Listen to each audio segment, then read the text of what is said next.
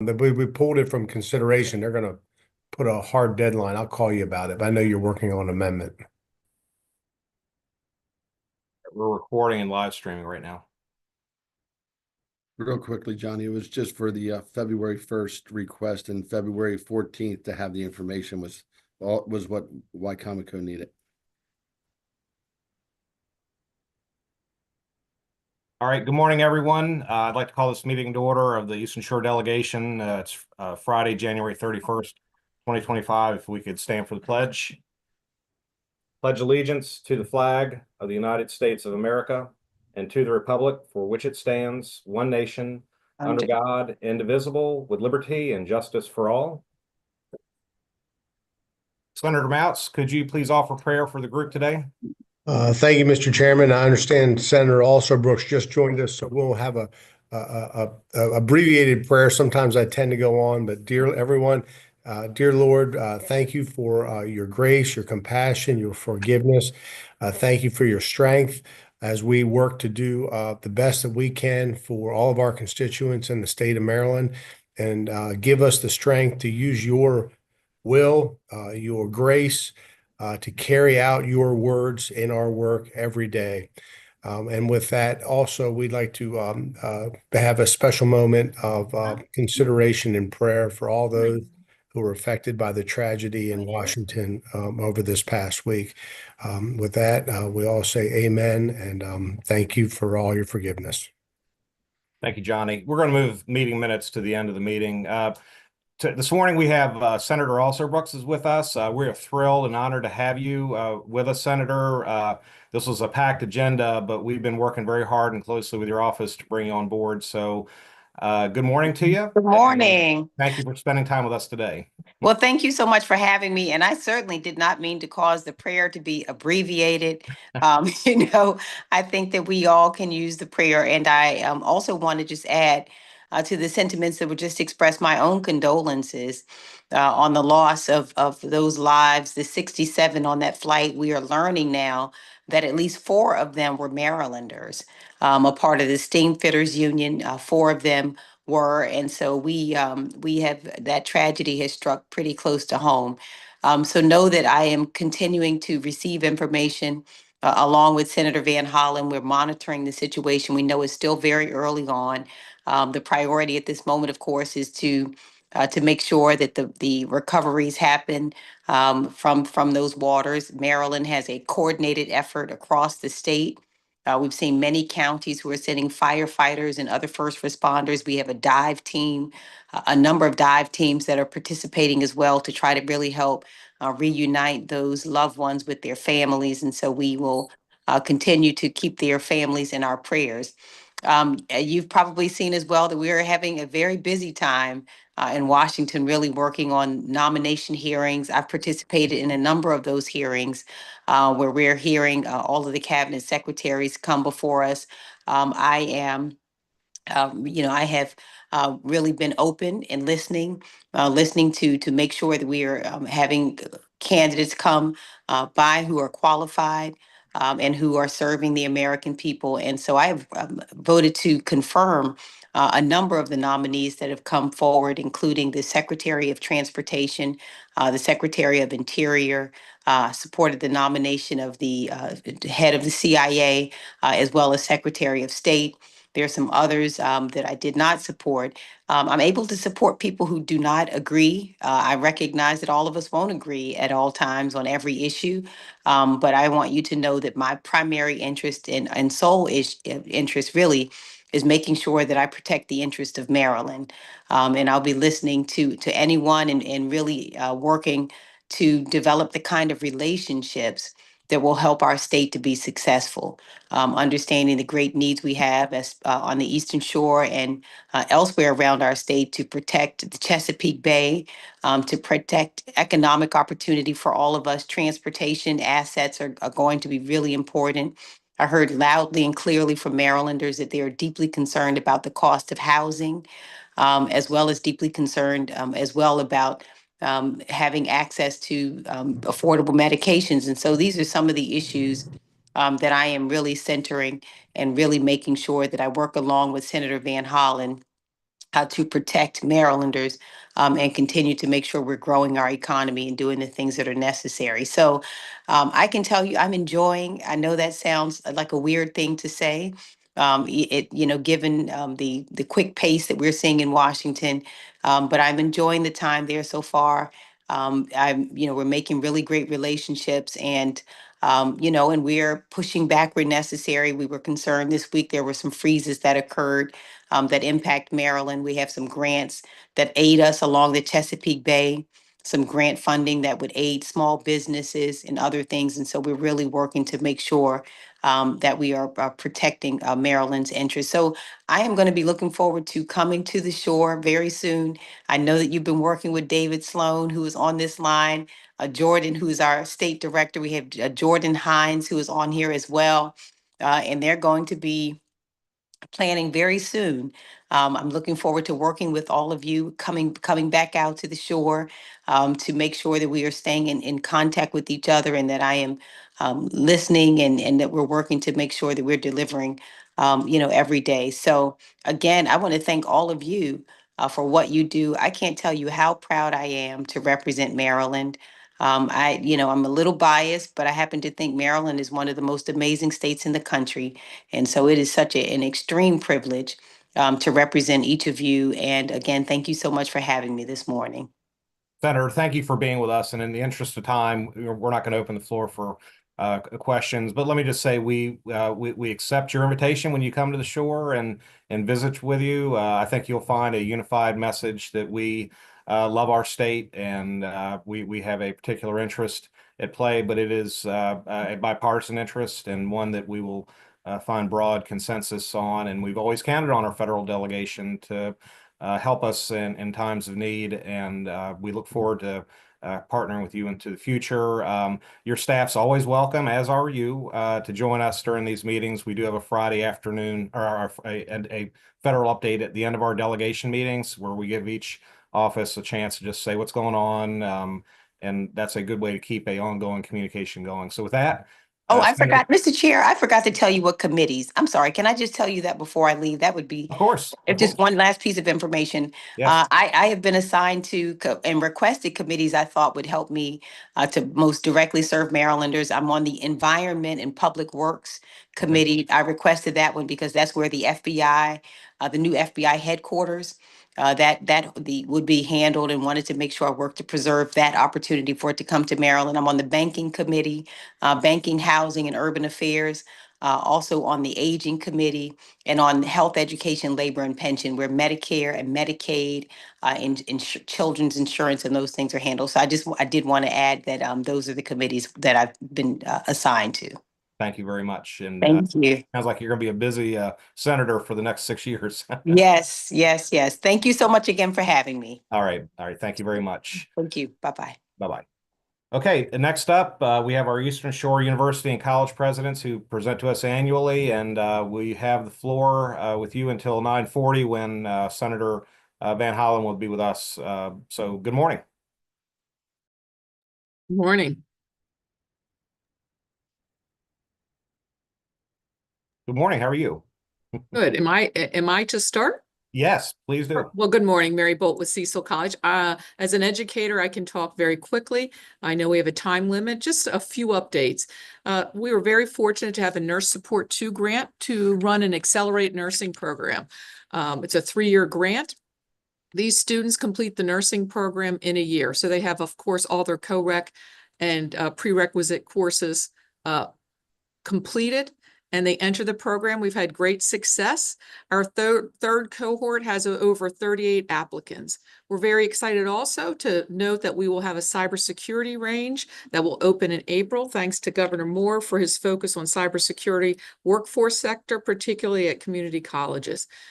Also, some great work in our region regarding bioproduction degrees and bioproduction work for entry-level workers. We've also had a recent amazing partnership with Delmarva for utility workers. We had 9 students complete the program.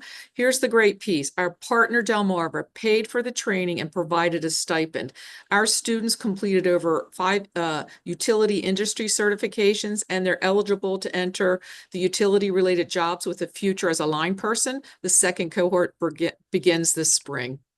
Cecil College has joined the Aspen Institute Maryland Transfer Intensive, which will launch, and it is scheduled to launch on February 4th. And this is really looking at very direct transfers within Maryland from community colleges and some other work to benefit all of our students. Lightcast is a company you may know. It completed an economic impact analysis and investment analysis on Maryland community colleges. The economic value of Cecil College provides an economic boost similar to hosting the World Series 26 times.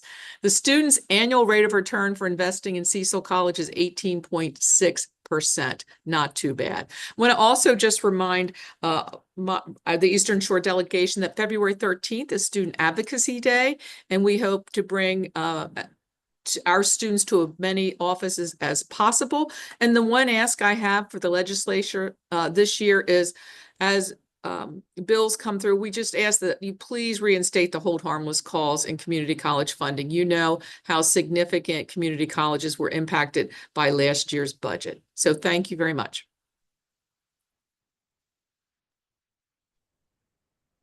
Thank you, delegates and senators, for your time this morning. It's great to be with you.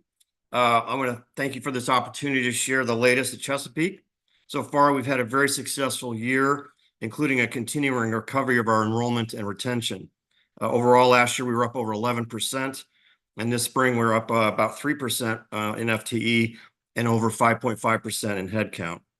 These are solid numbers and are at the level we must maintain to get back to our pre-pandemic levels. Of special interest this spring, 39% of our students enrolled in the spring semester are dual enrolled high school students.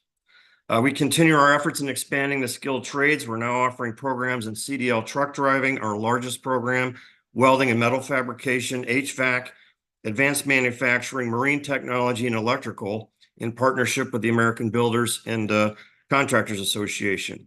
We offer training in basic culinary skills and, of course, a wide range of health professions, both credit and non-credit certifications.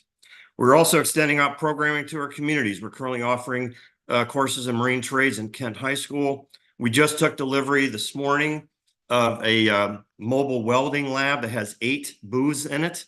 That mobile welding lab will finish outfitting it with equipment, and along with a truck and a generator that we've purchased through a grant that we achieved through Senator Van Hollen, Senator Cardin, almost $1.2 million worth, helped us get this trailer on board so we can take welding certification classes out to our community. It will first be deployed to Chestertown in the coming months, and then from there across the 5 counties that we serve.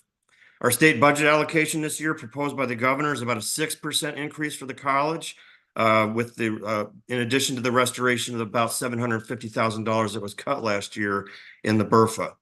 Of great importance, we finally have our proposed Queen Anne's Tech building project on the capital projects list.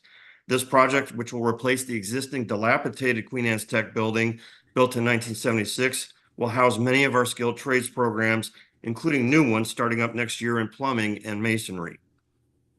We also continue our critical elements of transfer in general education in preparation for baccalaureate degrees for students in liberal arts and sciences, education, and business. Our students are highly successful in transfer to the University of Maryland, mostly to Salisbury, of course, but elsewhere within and outside the state of Maryland. Chesapeake is a hub for workforce development, education, cultural activities, sports, and recreation. We are grateful for the support of our delegates and senators and appreciate your support of continued state funding for the community colleges of Maryland. Thank you all for your service and leadership and for the Mid and Shore of the Eastern Shore of Maryland. Thank you very much.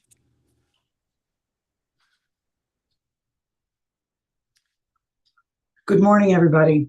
For those of you I haven't met in person yet, I'm Lynn Lepre, and I serve as the president of Salisbury University. And I'm so pleased to be here with you this morning to talk a little bit more about SU. But I would always like to begin by thanking each and every one of you for your continued strong support of our university. I'm so fortunate to have been able to meet and work with so many of you over the last several years, and just want you to know that your advocacy for our region and the needs of both our university and our entire Eastern Shore is invaluable to us. So thank you so much for your service.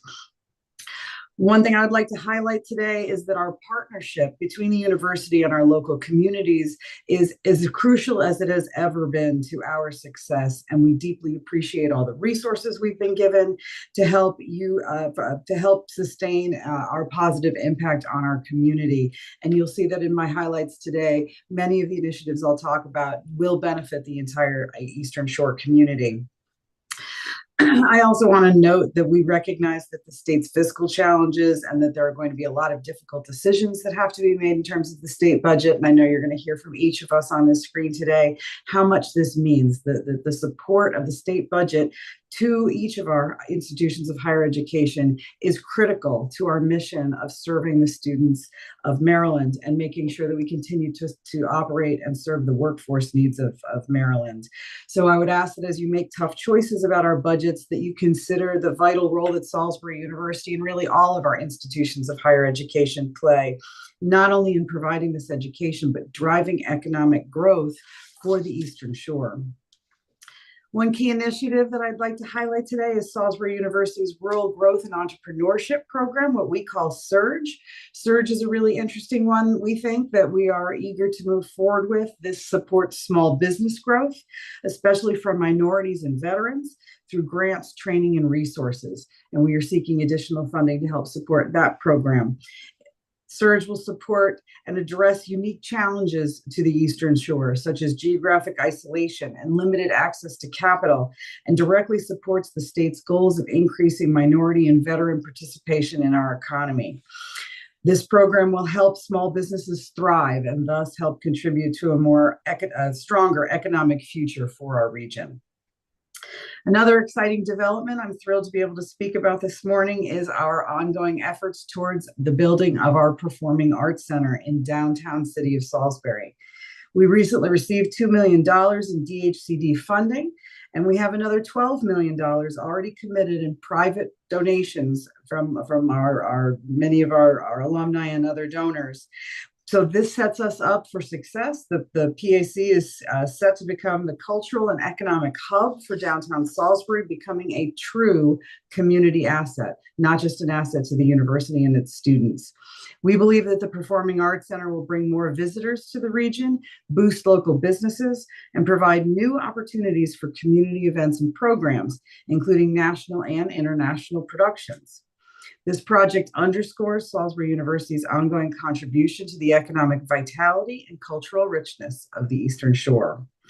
And I would like to conclude by emphasizing our requests for capital funding for the expansion of two key facilities on campus, both desperately in need of renovations and actually new facilities. And that is for our College of Health and Human Services and our MAGS Physical Activities Center.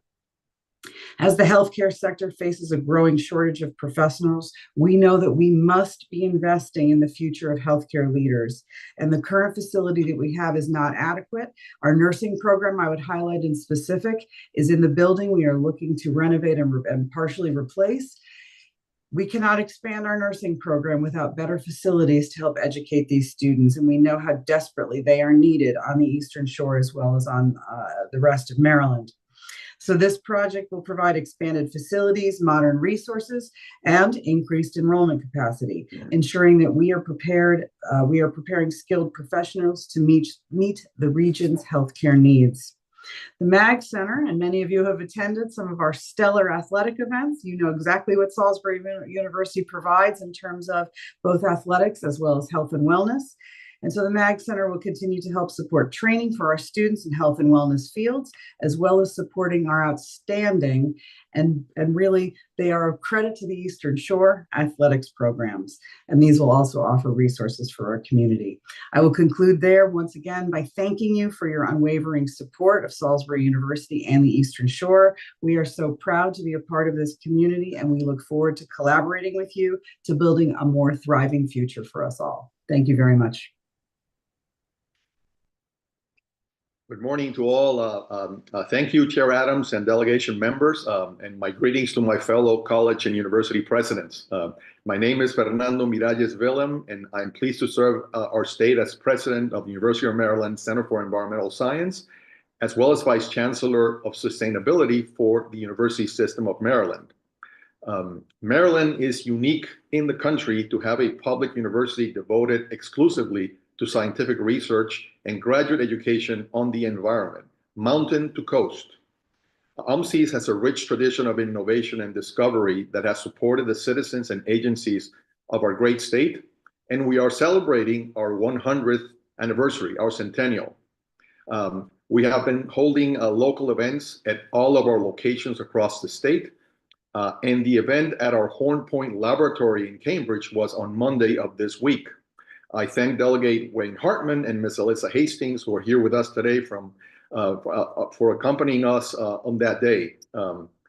Cambridge resident Trudy Truitt Guthrie was the keynote speaker in that event, and she is the youngest daughter of Reginald Truitt, who was the founder of our Chesapeake Biological Laboratory back in 1925, which eventually became UMCES. I'd like to tell you about a relatively new program at UMCES on the Eastern Shore. Together with the city of Cambridge, our scientists are building and monitoring a natural shoreline flood mitigation project along the Choptank River.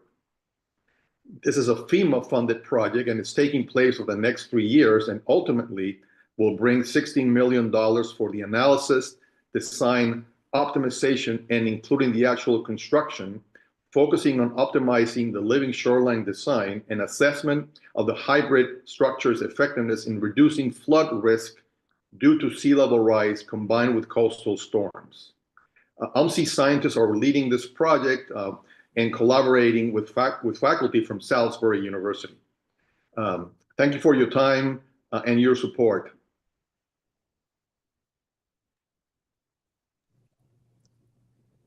Good morning.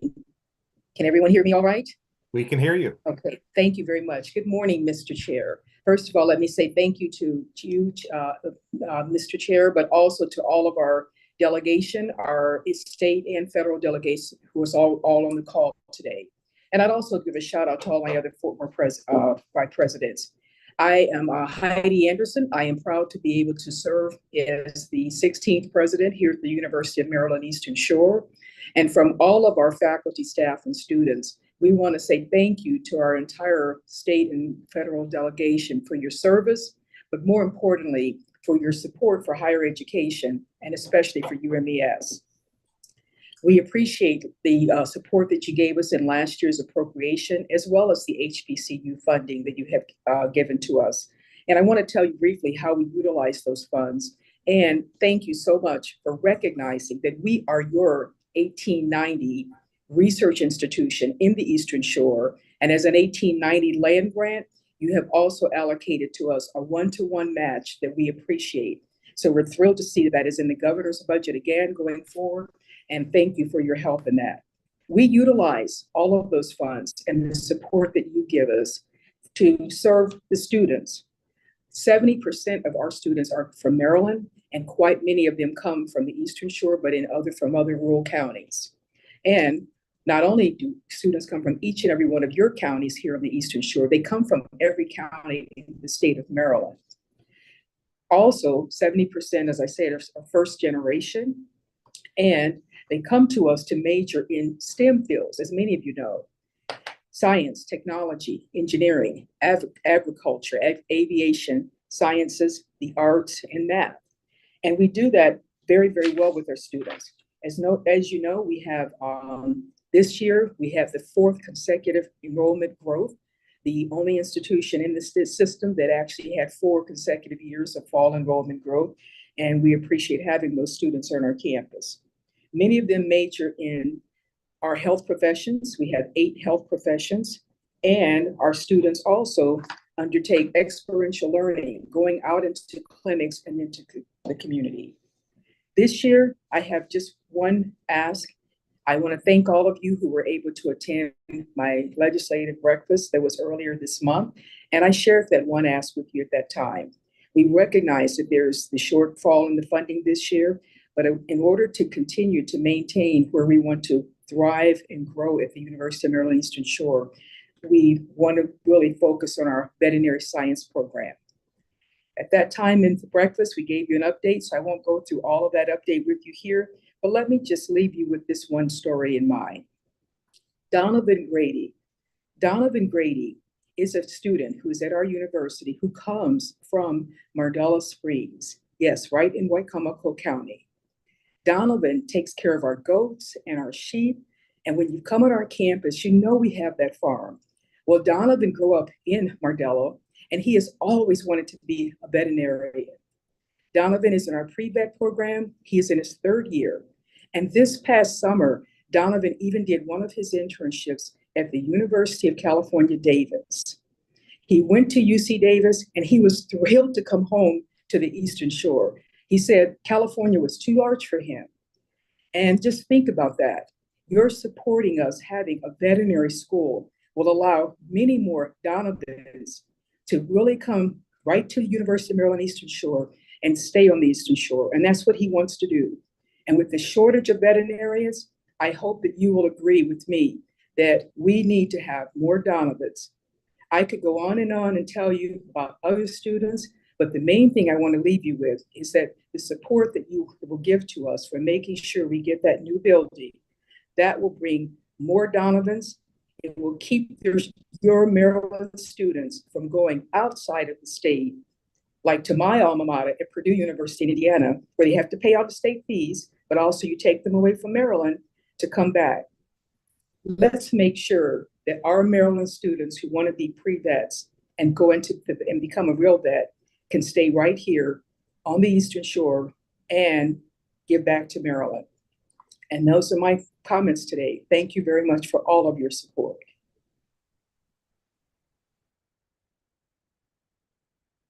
Good morning, everyone. My name is Mike Sosolski, and I'm the president of Washington College in Chestertown, Maryland. And what a pleasure it is today to be with you. Thank you for making time for us.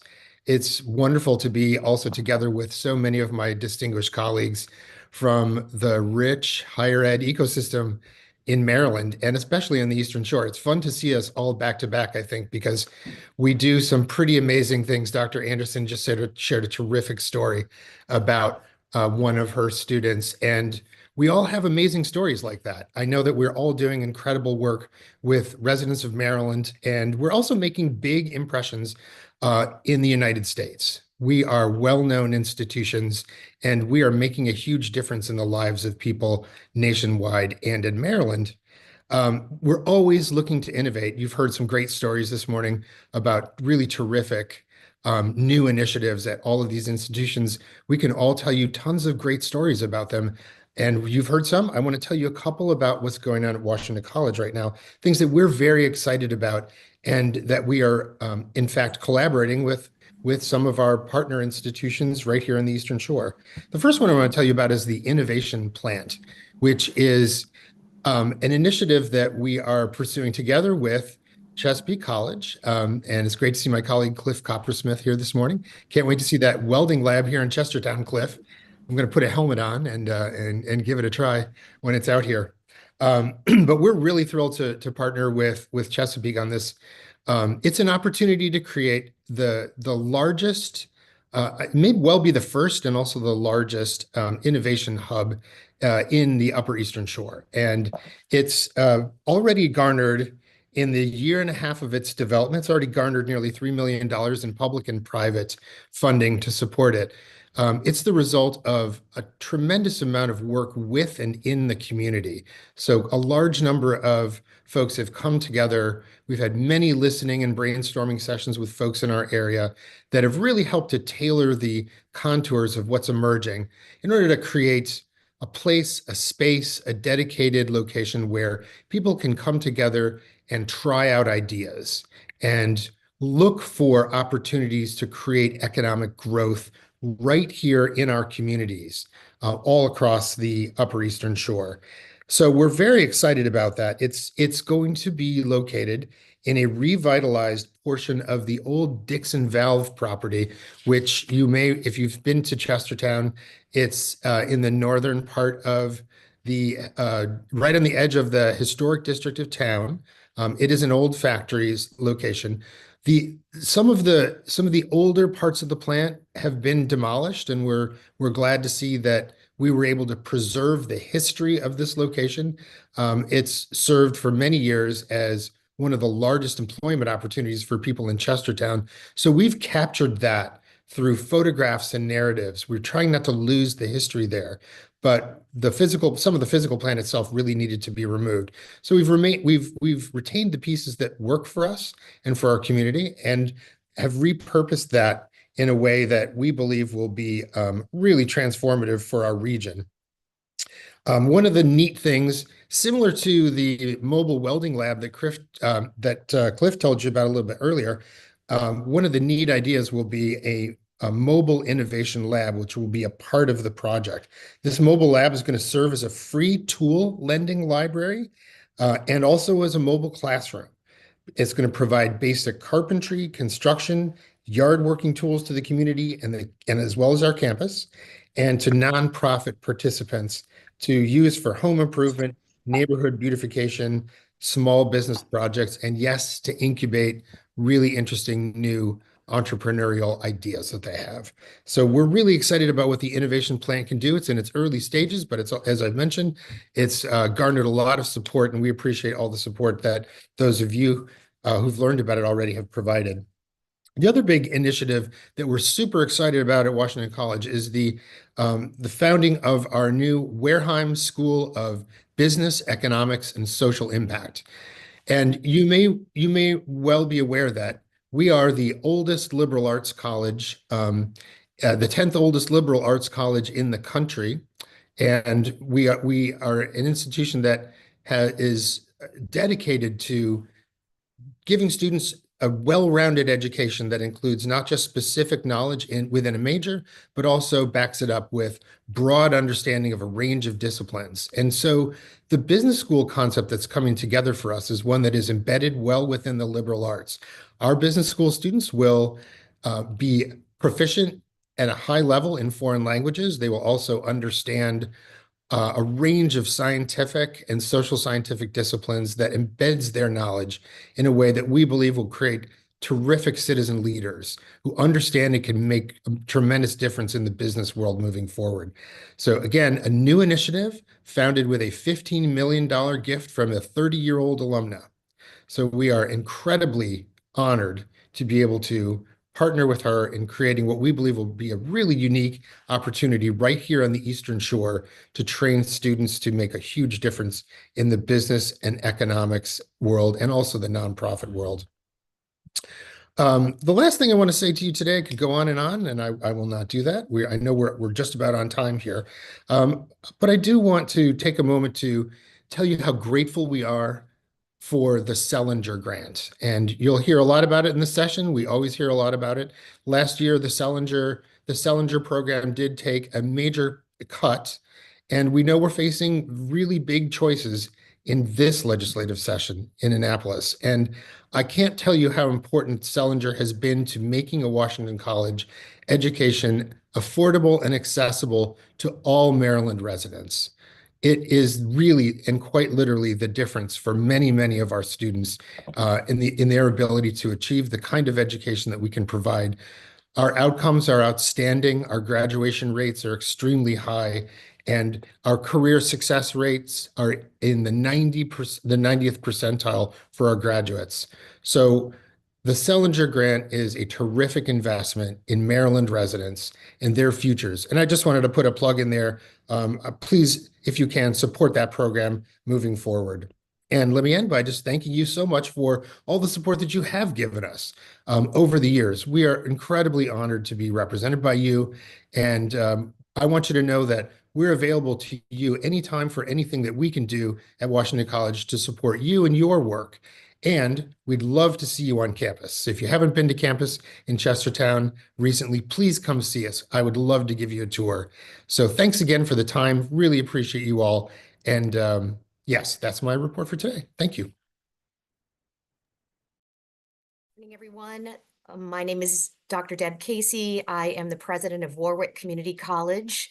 Very excited to see you all. And I'd like to just say thank you to the delegation as well as our counties for the work that they do every day to make sure that we are fulfilling employment needs on the Lower Eastern Shore to and for our workforce. 90% of our students at Warwick stay local to the area. And so it's exciting to have my two partners at the four-year institutions alongside Warwick so that we can make sure we're transferring students to the four-year institutions, as well as making sure that we're fulfilling workforce needs as quickly as possible. Just some highlights to share with you. We opened our new Guerreri Technology Center this past year. We cannot keep classes going in regards to welding. We have wait lists because of our Chesapeake Shipbuilding and Delaware Elevator and so many other local employers who are looking for welders. We have our power line utility workers. We have large wait lists for that because of chop tank and other utility needs in the local region. And certainly we can talk about a number of other trades that are needed on the Lower Eastern Shore that Warwick Community College is fulfilling the needs for the workforce. I'm excited to share with all of you, it's our 50th anniversary. So Warwick Community College opened in 1975, and this is 2025. And so we'll be inviting you throughout the year to join us for numerous activities that we'll be hosting for the 50th anniversary celebration.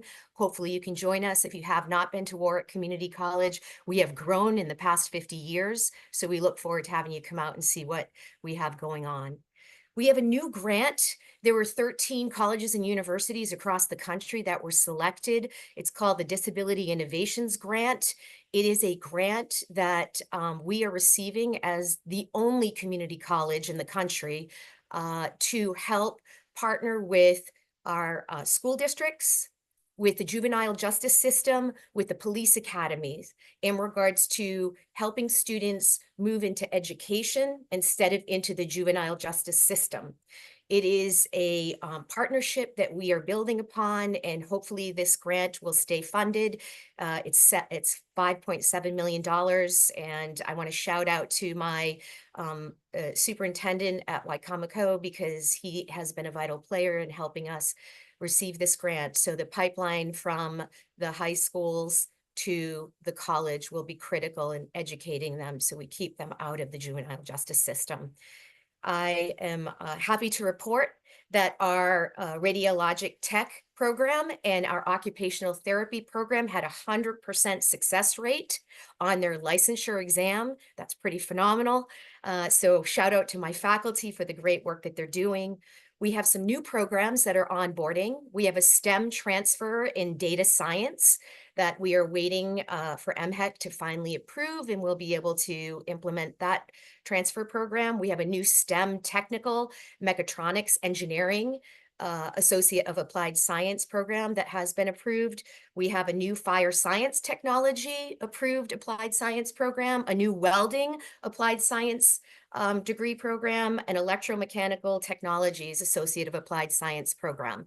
So as you can see, we're building programs that are meeting the workforce needs, making sure that people have degrees if they need them to move up into the organizations that they're working for. You already heard from my colleague at Cecil, and all of the community colleges are excited and thankful that the governor has supported and other agencies have supported the cyber ranges at all of our campuses. And we are working diligently to open those cyber ranges in April.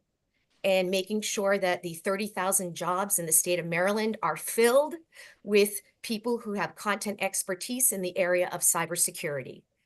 The last thing I just want to share out with you is that Warwick Community College was selected by the Association of Community College Trustees to participate in an India-United States partnership, specifically working on workforce development in multi-sector projects.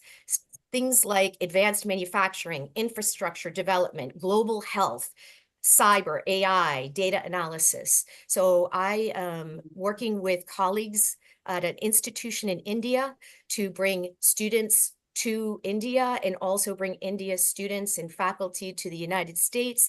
I'll be at the embassy in February with a number of other colleagues from across the country talking about how we can build these programs that meet the needs locally for us and that we stay current in what the needs are in regards to those specific areas that I just talked about.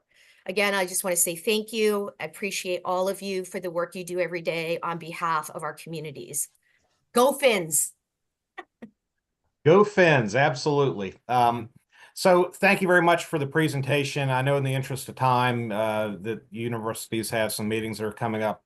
So I think unless there's a pressing question from the members, I think we'll just, well, okay, Delegate Sample Hughes. Good morning, everyone.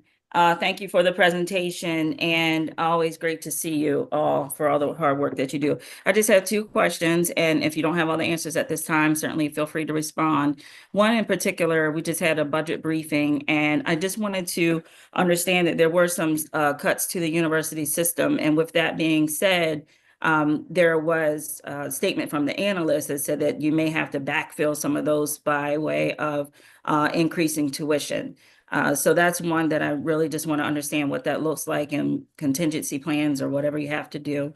The second part is regarding the ever-moving issues through our federal government. If some of the grants or specifically Pell Grants, those things are affected, again, how does that affect you, each one of your budgets? And I'd just like to get some insight. And again, if you don't have all the answers right now, then certainly feel free to just shoot a full email. Thank you. Thank you, Mr. Chair. Mr. Chair, I'll be happy to respond very quickly on the system side. Okay. Yes, at this particular time, we fully understand what is going on as far as the spending in the state, and we fully understand the need for the governor to have cut the budgets. We will not be looking at increasing tuition for our students, and we abide by that and really stand by making sure that we support the governor and support you, the delegation, as needed. We also contacted the Department of Education. And as of today, at least, Pell Grants are not part of what was held by the Trump administration. We hope that will continue because a large percentage of our students are Pell recipients, and that would be really damaging for not only our institution, but many of the institutions in the system and here in the state. Okay. Thank you, Dr. Anderson. So in the interest of time, last question. And we do have Senator Chris Van Hollen on with a tight schedule, but last question, Delegate Wayne Hartman. Thank you, Mr. Chair. And recognizing time, this is actually, I'm transitioning to driving to catch an appointment that I have. So I'm going to be offline, but I did want everybody to be aware. The plane tragedy actually struck very close to the Eastern Shore. One of our Ocean City boat captains was one of the victims of the plane crash. The control-alt-delete, Steve Johnson, very well-known boat captain in Ocean City, was one of the victims. So if everyone would keep him in mind, it would be, I'm sure the family would appreciate it. So. Okay, thank you, Delegate Hartman. So to the college, university presidents, thank you for being with us today. You mean the world to us, and you help us define the future generation here on the shore, but certainly internationally. And people come to the shore to learn, and we're very fortunate to have you here as a state of Maryland, as a delegation. You earn our support, both in our support of the budget and financially making you able to do what you want to do, but also just whatever your mission is, know that we're here for you, as you know. to participate, learn more, and advocate for your interests up here in Annapolis. So thank you again, and so pleased to have you with us today. Okay. Senator Chris Van Hollen, let me just say we put these calendars together and you never know how they're going to work out. But if we were ever going to be on time, it would be college university presidents that had an agenda, a timeline, and understood the assignment. So with that being said, pleasure to have both senators on today, and the floor is yours, sir. Well, Chairman Adams, thank you. Thank you for your leadership in the Eastern Shore delegation. It's great to be with all of you, and good to catch the tail end of questions, testimony from our university and college presidents. We're grateful for those institutions. And I appreciate the time just to connect here, because we, of course, share the same constituents, and our constituents, they feel the impact of government. They don't really care if it's federal, state, or local. They just want us to do the job. So appreciate the chance to get together. And I also just want to thank you for what you do during your 90 days in Annapolis. I remember those days fondly, and I'm always impressed at the work that you all get done in that period of time. I do want to introduce somebody who many of you already know, Alyssa Hastings, who's our regional director on the Eastern Shore, and my ambassador when you can't reach me, and my phone is always open to all of you, but she's a great ambassador and keeps me informed on many of the issues that are going on with you. Let me just, I know you had our new senator, Senator Ulster Brooks, on a little earlier, and it's good to be working with her.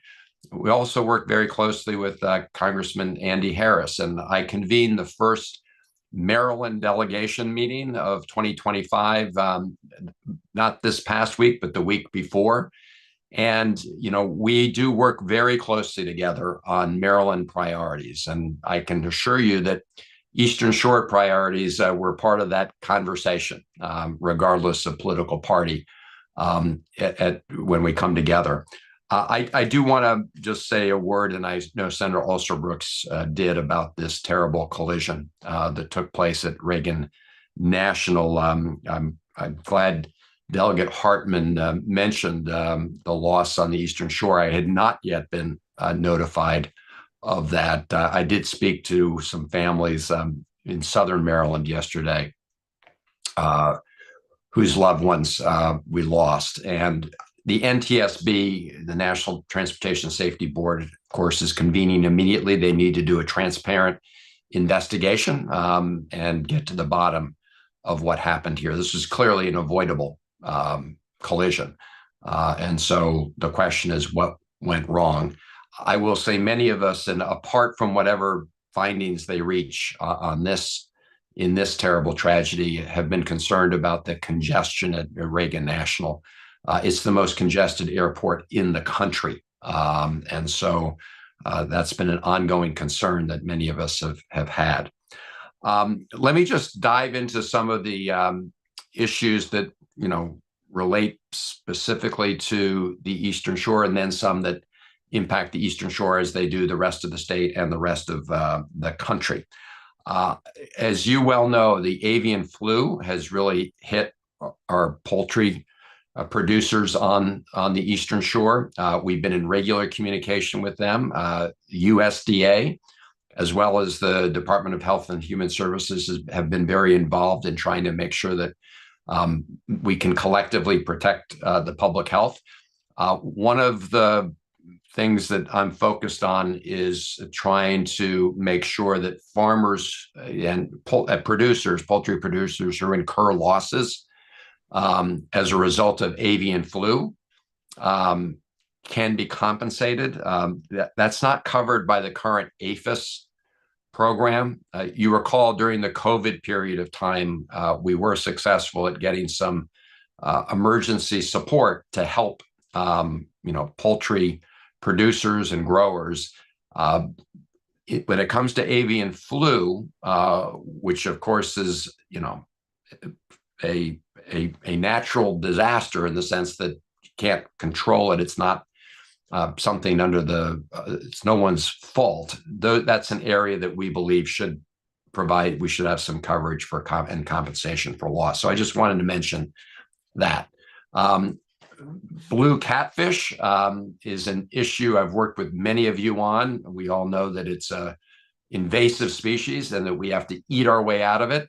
Working with Senator Cardin, we were able to provide federal support to pay for the overtime for the processing.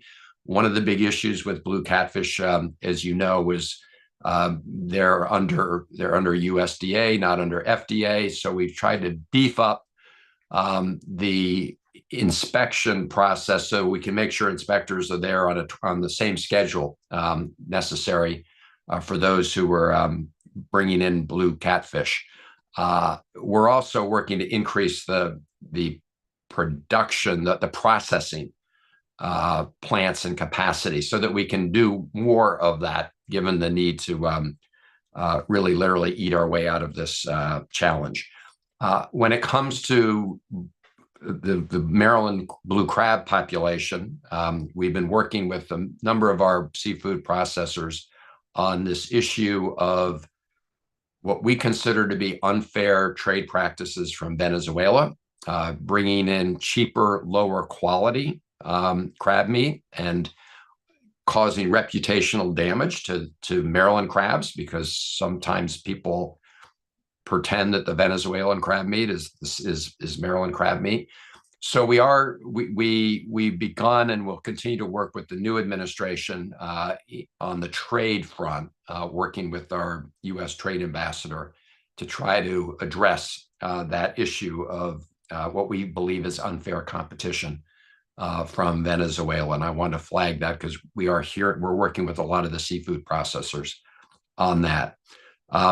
Speaking of the seafood industry, H-2B visas are something we have to work very hard on an annual basis to secure. We have a crazy process in this country for doing it. It's a lottery process. And if you're a seafood processor and need seasonal workers, it doesn't make sense to, have your whole, season dependent on whether or not you get into a lottery.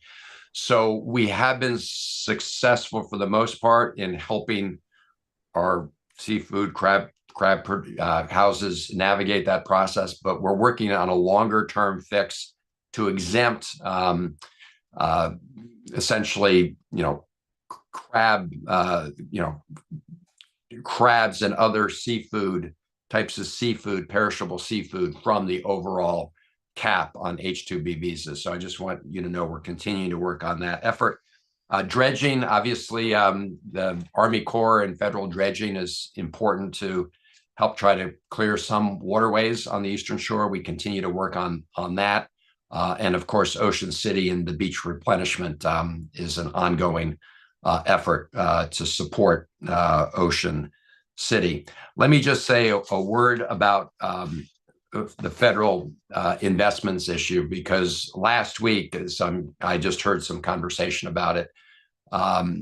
There was this, the Office of Management and Budget put out a freeze on many kinds of federal funding grants. As you heard, it did not impact Pell Grants. It did not impact it didn't impact Medicare, for example, but it did impact lots of organizations that do important community work. It impacted fire stations. I mean, we heard from fire stations all over that get some fire grants. It impacted Head Start programs. It impacted some law enforcement programs. Anyway, the long story short is that lawsuits were filed, and because of the public outcry,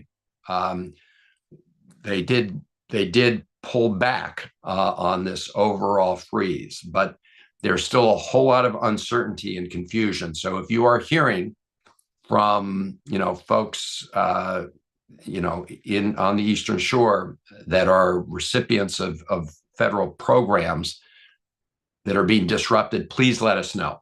I put out an e-newsletter and asked for stories about people being impacted. Within an hour, we had 1,000. So this is something that has been impacting people. We hope we can get over it, but I did want to flag that issue. With respect to federal investments overall, The bipartisan infrastructure bill that we passed a number of years ago is having important impacts. High-speed internet and broadband is, of course, important to the Eastern Shore, small businesses, households, and 267 million from that bill came to Maryland. So please work with us to identify gaps in coverage, because that's obviously, to the extent people have access to high-speed internet. If you're a small business, for example, it can literally connect you to the world, and so that's an important priority. Wallops, while it's in Virginia, most of the folks who work at Wallops are Marylanders, so we're continuing to work on that with respect to NASA's funding and making sure that launch center. I mean, that there are a lot more launches going out of Wallops, so that is a growing facility and source of good paying jobs for Marylanders.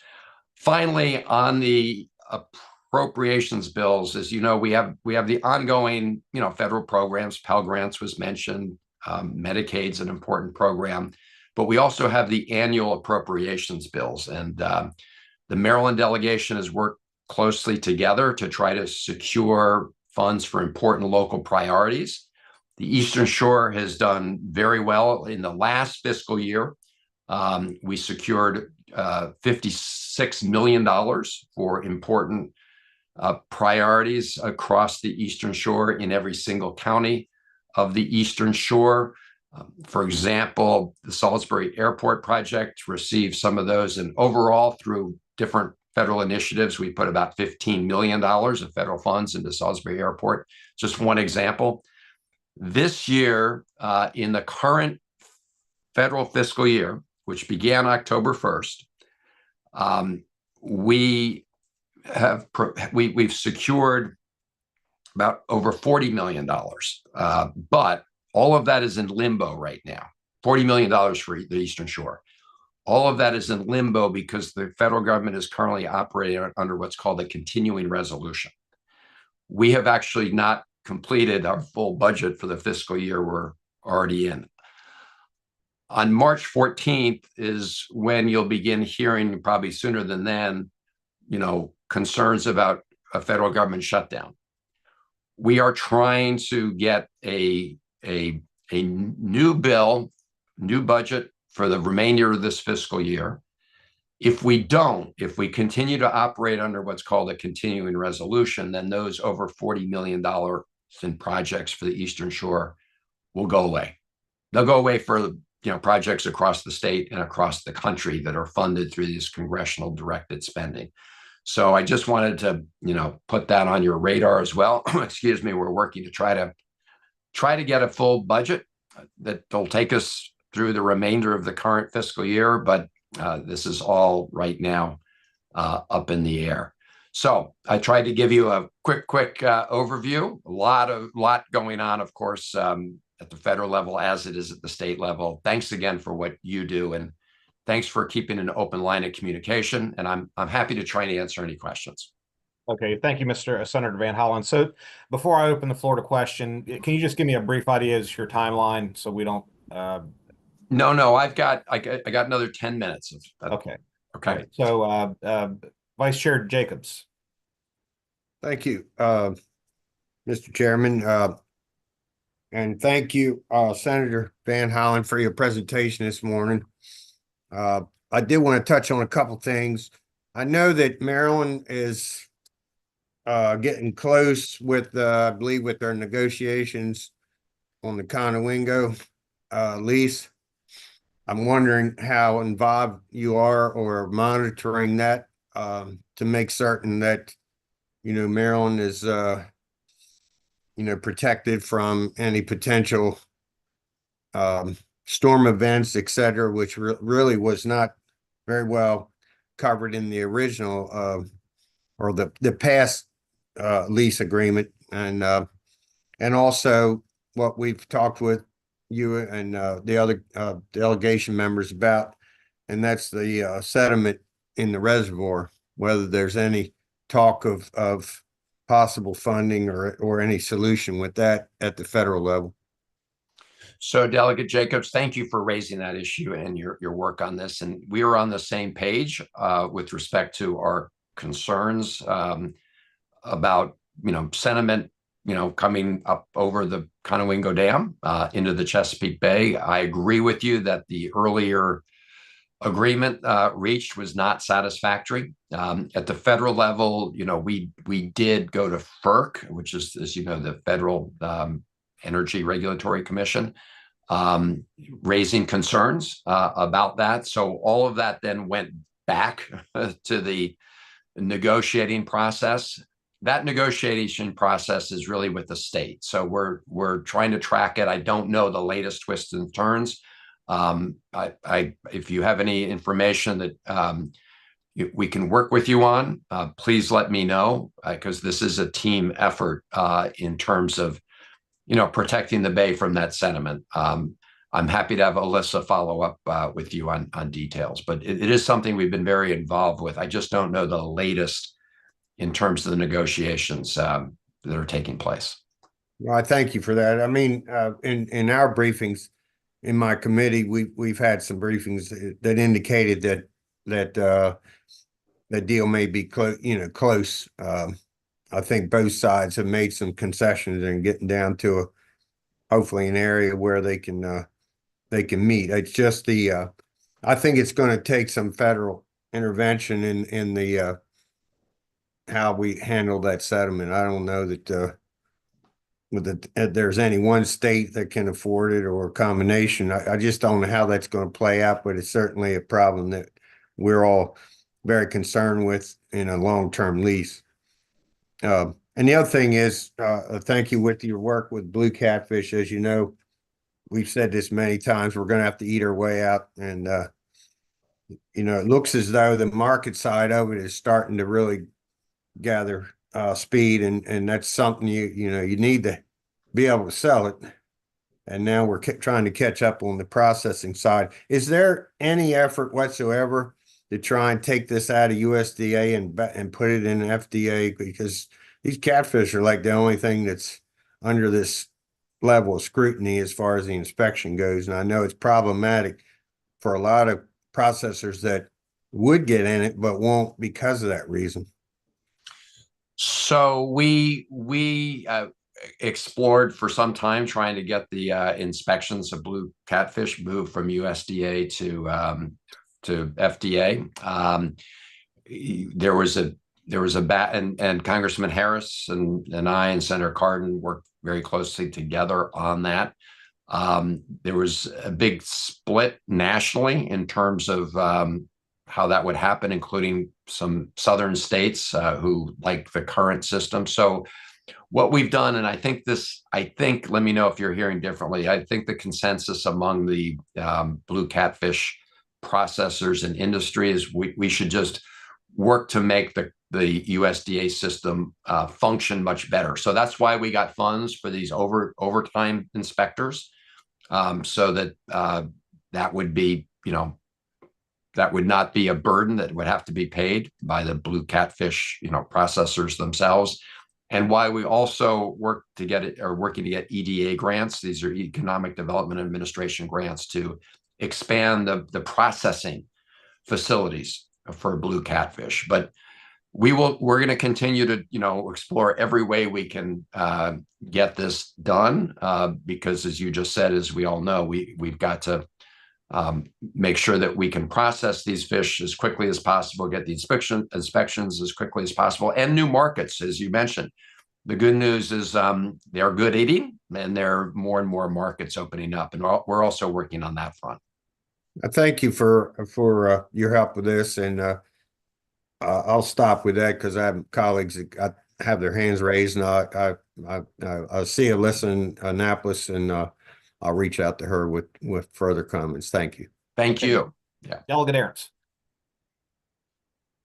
Yeah, Senator, thanks for being here. You mentioned that funding aspect, and there's so much going on about that, rumors going on why that actually happened. Can you elaborate on why that might have occurred? We hear things about funding going in places to stop some funding outgoing to other areas. Is that true or false?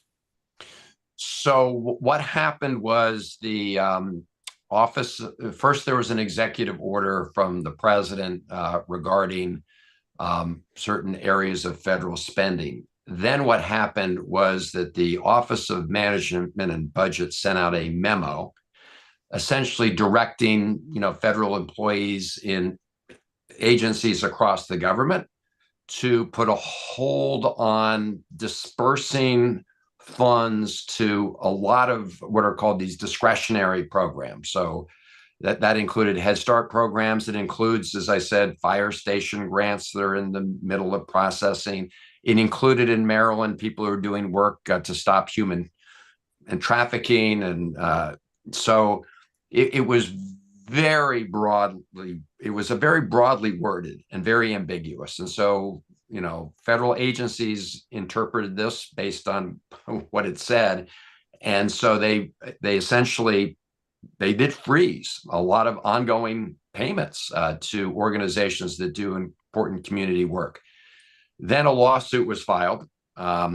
Many of us, because there's a very strong argument that this was a violation of what's called the Impoundment Control Act. So at the federal level, we have something called the Impoundment Control Act that says that presidents, regardless of who's in the White House, cannot essentially cherry pick laws that have already been duly enacted by both houses of Congress and enacted and signed by a president, right? I don't want to go into great detail, but this all came to a head back in the 70s when President Nixon was in the White House, and he tried to exercise a line item veto. So when Congress passed a law and he had signed it, he then wanted to go back and say, well, I'm only going to push this initiative, but I'm not going to fund this other one. And it went to the Supreme Court. Supreme Court said that you could not do that. Presidents could not use the line item veto. So what happened was OMB issued this order, this memorandum, which froze these programs. So a number of lawsuits were filed. What happened since is OMB withdrew the memo, this very ambiguous memo they'd sent out. So there is still a lot of confusion, a lot of chaos, but we do believe that for the time being, these that the hold on these funds to all these local community organizations has been lifted. But there was some spending in there that some of us would call questionable. And I think that's the point I think that was being made about that. And I keep getting questions on it because it does look like, when you portray it in one way, it looks bad. But in the other way, you look at some spending that people would have questions on. And I think that's part of the explanation I try to give. Okay, yeah. All I know is that the way the memo was worded and the reason it was retracted was because it was so broad that it appeared to impact everybody. All right. Thank you very much for the explanation. Thank you. And no, you and I would agree there when we pass these bills, there's some, how it is. And now there's some things that, we may agree on, we may not agree on, but as a product of compromise, the bills get passed. Anyway, it's a hot topic out there with a fresh set of. Got it. Okay. Okay. Thank you. Yep. Thank you. With respect to the senator's time, we have 4 minutes left. 2 questions. Delegate Sample Hughes. Thank you, Mr. Chairman, and thank you, Senator, for your tireless work. I know you're up day and night trying to get things done for us.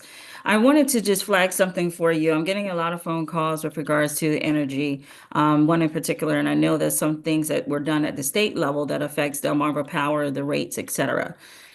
Today is a meeting for citizens at Delmarva Power and Light to help them with the energy expenses. With that being said, the grant that comes from the federal level is the Low Income Home Energy Assistance Program. Is that, to your knowledge, is that one of the programs that may be lumped in this concern of program funding or grant funding that comes from the federal down to our local programs such as Shore Up and different entities that help? Yeah. So Delegate Sample Hughes, it's good to see you. The short answer to your question is yes. That was one of the programs that was impacted. We believe that with this withdrawing of the memo, that may have been restored, but this is exactly the kind of question that we're pursuing right now. But the short answer to your question is yes, that was impacted. Okay, thank you. I just want to make sure I'm giving the correct information to the citizens when they're calling and emailing and just understanding the whole picture. Thank you again. Understood. And I'll ask Alyssa to follow up with you as well, just to make sure I've got that right. But I know from talking to a number of my colleagues that that was a program that was impacted. Again, whether or not it was intended to be or not, the way this thing was drafted included it. Okay. All right. Thank you. Okay, last question, Delegate Grace. Thank you, Mr. Chairman. I just want to clarify in regards to a couple of those programs that you all were talking about. Like Medicaid was impacted, and so was Head Start. In fact, the folks are they're going to be presenting a little bit later in this meeting. But those two programs were never intended to ever stop payment. What ended up happening is there was mistakes that were made, and they actually closed the portal. And then was it Tuesday? I think it took them 5 or 6 hours, and they were up and running again. So some mistakes were made in various departments in regards to closing the portal. The portals, and how these agencies actually get paid. So I just wanted to clarify that. Yeah, no. So I'm glad you raised that. So for example, Medicaid, that was not intended to be covered because that, that's what we call a mandatory program, like Medicare, that was not impacted. Social Security was not impacted. So you're right. Medicaid was not part of that memo. It was not intended to be, but as you said, the portal went down for some period of time for processing reasons. I'm glad to hear Head Start. I'll look into Head Start, but you're right. You're certainly right about Medicaid. And one of the problems with these other programs is there's just, again, a lot of confusion. But Medicaid was not intended to be covered by that. Okay, Senator Van Hollen, thank you very much for your time. We had 2 U.S. senators on at one time. I don't think I've seen that in 11 years. We were privileged to have this attention and opportunity to share with you. And again, I will say Alyssa's wonderful, as are all the federal partners that come to us every Friday and listen in, and you're well represented in that regard. So thank you for your time today. Well, Delegate Adams, thank you, and thank all of the members for the chance to talk. And Alyssa does keep me very well informed. So take care. Thanks for all you're doing. All right. Bye-bye. Bye-bye. Okay, next we have the Eastern Shore Maryland Educational Consortium. Thank you for your patience. That was a U.S. Senator, and we wanted to grant him as much time as we could without going overboard. So I feel like we probably bridged that a little bit, but thank you for your patience. The floor is yours. We completely understand. Good morning, Chairman Adams and members of the delegation. We thank you for this opportunity to share our 2025 legislative initiatives and have a conversation about public education on the shore. I am Dr. Derek Simmons, Superintendent at Caroline County Public Schools and President of the ESMEC this year. Public school systems have faced significant challenges with the organizational restructuring required by the blueprint legislation. They have also been creative in addressing the staffing shortages and budget challenges at all levels. On the shore, we are so fortunate to have a group of school system leaders who effectively lead our school systems through these extremely difficult times. At this time, I invite my fellow superintendents of schools on the shore to introduce themselves by alphabetical order, starting with Cecil County. Good morning, everybody. Jeff Lawson, Superintendent of Cecil County Public Schools.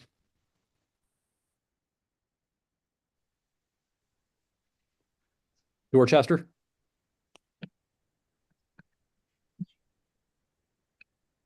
Good morning, everyone. Dr. Jamel Thompson, Dorchester County Public Schools. Kent. Good morning, everyone. I'm Dr. Mary McComas, Superintendent of Kent County. Queen Anne. Good morning, Patty Salins, Queen Anne's County Public Schools. Somerset.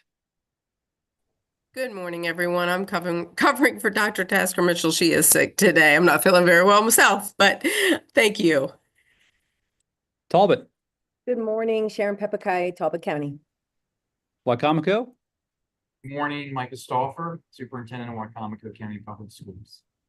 And last but not least, Worcester. Good morning, everyone. Lou Taylor, Worcester County Public Schools Superintendent. Members of the delegation, you previously received several documents from our ESMEC Executive Director, which we would like to review with you at this time. The first exhibit is the fact sheet of the Eastern Shore from all of our data from the 23-24 school year. We served 63,845 students with the support of 11,615 staff members. While our overall enrollment is down across the shore from 2020 by a little over 1,100 students, our demographics have certainly shifted. Our free and reduced meals eligible population has increased from 45% to 56%. Our multilingual learner population has increased from 5% to 7%, and special education has increased from 11 to 13%.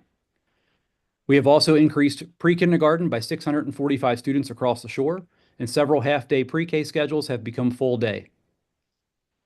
Our second exhibit is the legislative recommendations to improve the blueprint implementation. These recommendations that we will review today are highlights of some of the full recommendations of our statewide organization of all 24 superintendents, PASAM, as we work to realize the goals of the blueprint. We would like to share some of the successes of the implementation along with overall recommendations.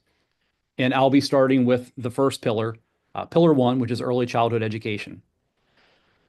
So success across the shore currently, we serve 3,671 four-year-olds, which is an increase of 645 students since 2020.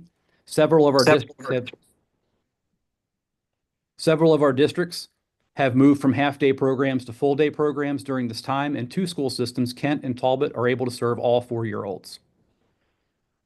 One of our recommendations from PASAM and supported by ESMEC is for our LEA programs to focus on public school expansion of Tier 1 four-year-olds for the next 4 years, or until there is reliable data demonstrating that a critical mass of interested families are being served. We're asking for the removal of the required participation percentage for the mixed delivery system and permanently shift the responsibility of supporting and cultivating private providers to MSDE. This would also create a stronger business model for private providers to serve Tier 1 3-year-olds as well as non-Tier 1 3-year-olds and 4-year-olds. To further highlight the issue of the private-public partnership, right now the burden on increasing that mixed delivery model is on the local school systems to increase it, and there's a very difficult spot we're put in to basically to grow that work across the entire state. It'd be much better served if it was coming from the state level with their efforts and resources building out that private partnership model. At this time, I'm going to pass to Dr. Thompson, who will highlight Pillar 2. Pillar 2, Pillar 2 focuses on high quality and diverse teachers and leaders. This pillar aims to improve teacher preparation programs, increase diversity in educator workforce, and enhance professional development. Here are some key advantages thus far. We have higher teacher salaries, which I know that everyone agrees is a good thing, to give our teachers the best salary possible that we can. It also advances career growth opportunities. So it creates a structured career ladder with advancement opportunities, encouraging teachers to stay in the profession and make more money in lieu of feeling like they have to be an administrator or some other type of hold some other type of profession within our education department. And last is increases diversity, promotes efforts to recruit teachers from diverse backgrounds, making educated workforce more representative of student populations. Now, there are some challenges of the blueprint, one being in this particular pillar, one being funding and sustainability. Higher teacher salaries, career ladder programs, and professional development require significant long-term funding, which may strain state and local budgets. Expecting the wide range of counties from the richest to the poorest to be all at 60,000 in the amount of time allotted is not good. Is not good for a district, especially like mine, since we don't have the funding that other districts have. There are teacher shortages. Recruiting and retaining diverse, high-quality teaching workforce is difficult, especially in areas like special education and STEM. And there's an implementation complexity. That's ensuring all school districts effectively adopt new teacher preparation programs. Mentorship and leadership programs requires coordination and oversight, as well as all the reporting and added positions that are required, severely strain small districts like mine. Also, you have measuring effectiveness. Tracking the impact of these changes on student outcomes and teacher retention requires robust data collection analysis, which requires districts to hire positions to complete reports rather than hiring positions to increase student outcomes academically. It also requires us to hire central office staff, which we don't need to be hiring at this time. We need to hire teachers and staff that have a direct impact on teaching and learning. Also, the national board certified, it's difficult to fund the high numbers and does not always guarantee high teacher quality. We want to explore this further and look at how being a nationally board certified teacher impacts teacher recruitment and academic performance of students. So, and the last I will say, we also want to remove the mandate of requiring assistant principals and principals to be in the classroom. Being an instructional leader, we want our administration to model lessons, but we don't want them to be mandated to have to go in the classroom to do this over a lot amount of time. There are other activities and things that administrators need to do. Being an instructional leader of the whole building is one of the things that we want to focus on and not mandate them to be in the classroom. So that is pillar 2 in a nutshell. Okay, pillar 3, Dr. McComas. Yes. So good morning again. I'm here to talk about college and career readiness. We know that's the end game of all of this. First, I'm going to share a success that we're experiencing here in the Eastern Shore as a collective, and then also put forward a recommendation that we have related to CCR. First and foremost, on the Eastern Shore, we're very proud of how we have increased our dual enrollment by 29%, moving from 1,361 students to just shy of 2,000 students that and dually enrolled. In 2020, additionally, we only had 7 apprenticeships, and we're very proud to say currently we're at 147 students participating in apprenticeships, and those opportunities are growing. Our recommendation for the legislature to consider around CCR is to allow LEAs to increase our flexibility. We're asking that LEAs have the immediate discretion to discontinue our pilot partnerships with community colleges and workforce investment boards a year ahead of the pilot's expiration. Specifically, dual enrollment, advanced placement, international baccalaureate, CTE, LEAs need to have greater flexibility to target funding for these tuition requirements and ancillary cost. That concludes my portion. I'm happy to hand it back to Dr. Simmons. Thank you. And up for pillar 4 is Dr. Pepikai. Good morning. So pillar 4 speaks to the resources to ensure all students are successful. The successes that we've seen across the shore increase access to behavioral health through the consortium of coordinated community supports. Across all 9 school systems, 27 service providers have been able to increase services to students and families, and 2 coordinating hubs covering 7 counties have been able to begin their work to streamline access to these services in their communities. This builds upon the individual work that all 9 school systems have done in meeting recommendations that we have, however, is to compel MSDE, AIB, and a representative sample of the LEAs through the Joint Chairman's Report or some other legislative mechanism to study the differentiated levels of special educating funding, which is a model implemented in the majority of the states. And this would look like basic needs would get minimal funding, intense more, and then complex would get even more funding. Local school systems across Maryland spend a little over $1 million in direct special education services that are not reimbursed by the state and federal governments. Switching to community schools allow for a limited amount of funding to be used for fiscal management, compliance, district-wide contracts, and oversight. Lastly, to extend TSI, which is your traditional supplemental instruction, which is giving additional academic support for struggling students in K through 3, extending that funding past the current expiration of fiscal year 26, meaning after that year, no more funding will be given. So I will now pass it to pillar 5 with Dr. Stauffer. Hi, good morning, everyone. Again, thank you so much. We appreciate the opportunity to speak with you today. I want to highlight briefly some concerns regarding the implementation of Pillar 5 of the blueprint, where governance and accountability. We also want to offer some practical solutions to improve its impact on students, schools, and districts, especially in systems like those on the shore. First is the 75% spending requirement and the need for that to be more flexible. The goal of ensuring funding reaching students is important, but forcing every school to spend 75% of the funding source separately creates some inefficiencies, especially in certain districts that may have a wide range of economic levels and a wide range of school sizes. We would offer instead allow us to meet the requirement on an aggregate basis across the district. This change would still ensure that funds benefit students while also allowing us to allocate resources responsibly.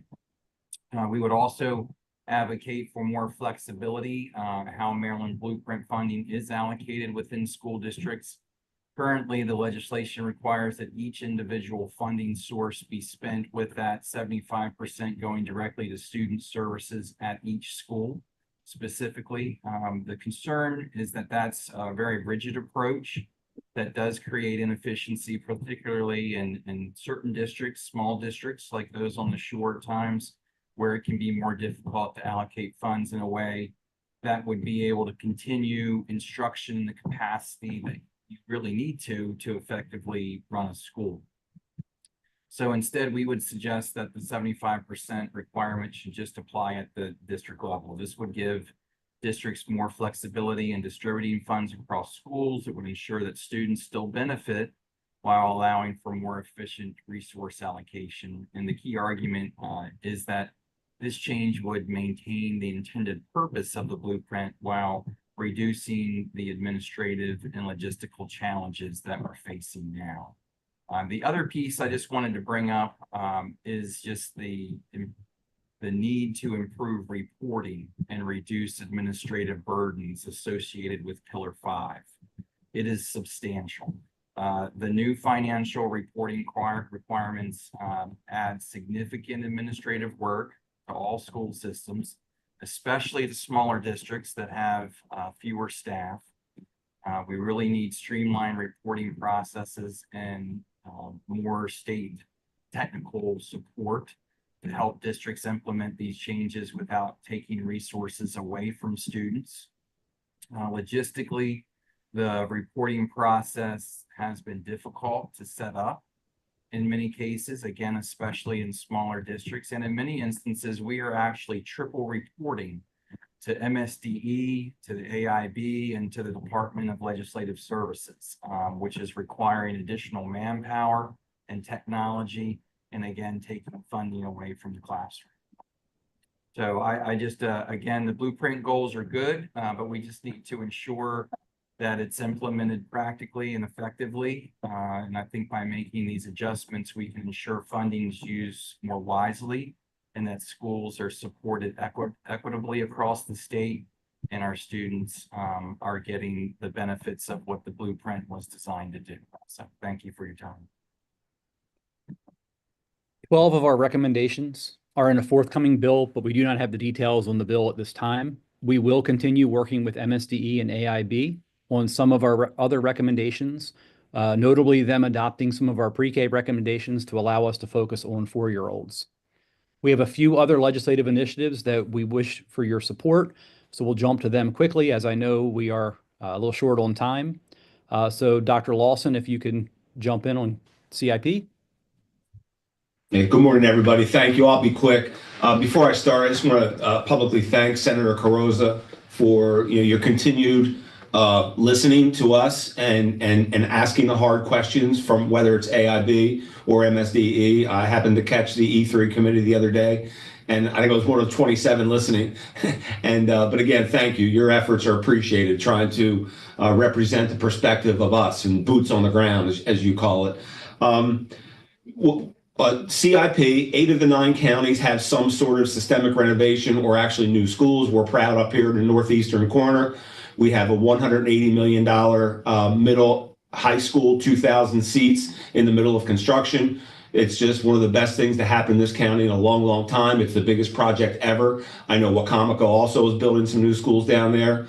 The broader caution I would like to throw out to the delegation for consideration is that we're seeing an increasing effort on the part of the IAC to have counties front fund these projects on behalf of the state. This is not necessarily throwing darts at the IAC. Alex Donahue, who has been very clear with what their challenges are. The communication's been great. They're responsive. And so I understand the pickle they're in. But we were fortunate that our county leadership front forwarded $40 million in funding to make this project happen on time. And, I think there's a little bit of a theme of some of the pressures being put back on the county government, whether it's front funding of CIP projects or the actual blueprint itself. That is really making it hard for the counties. And, I know county relationships with the administration and the boards of education sometimes can be difficult. But in fairness to the county leadership, this is not making it easy on them. They have limited resources like everybody else. So I would just ask our delegation to keep an eye on that and advocate whenever you can.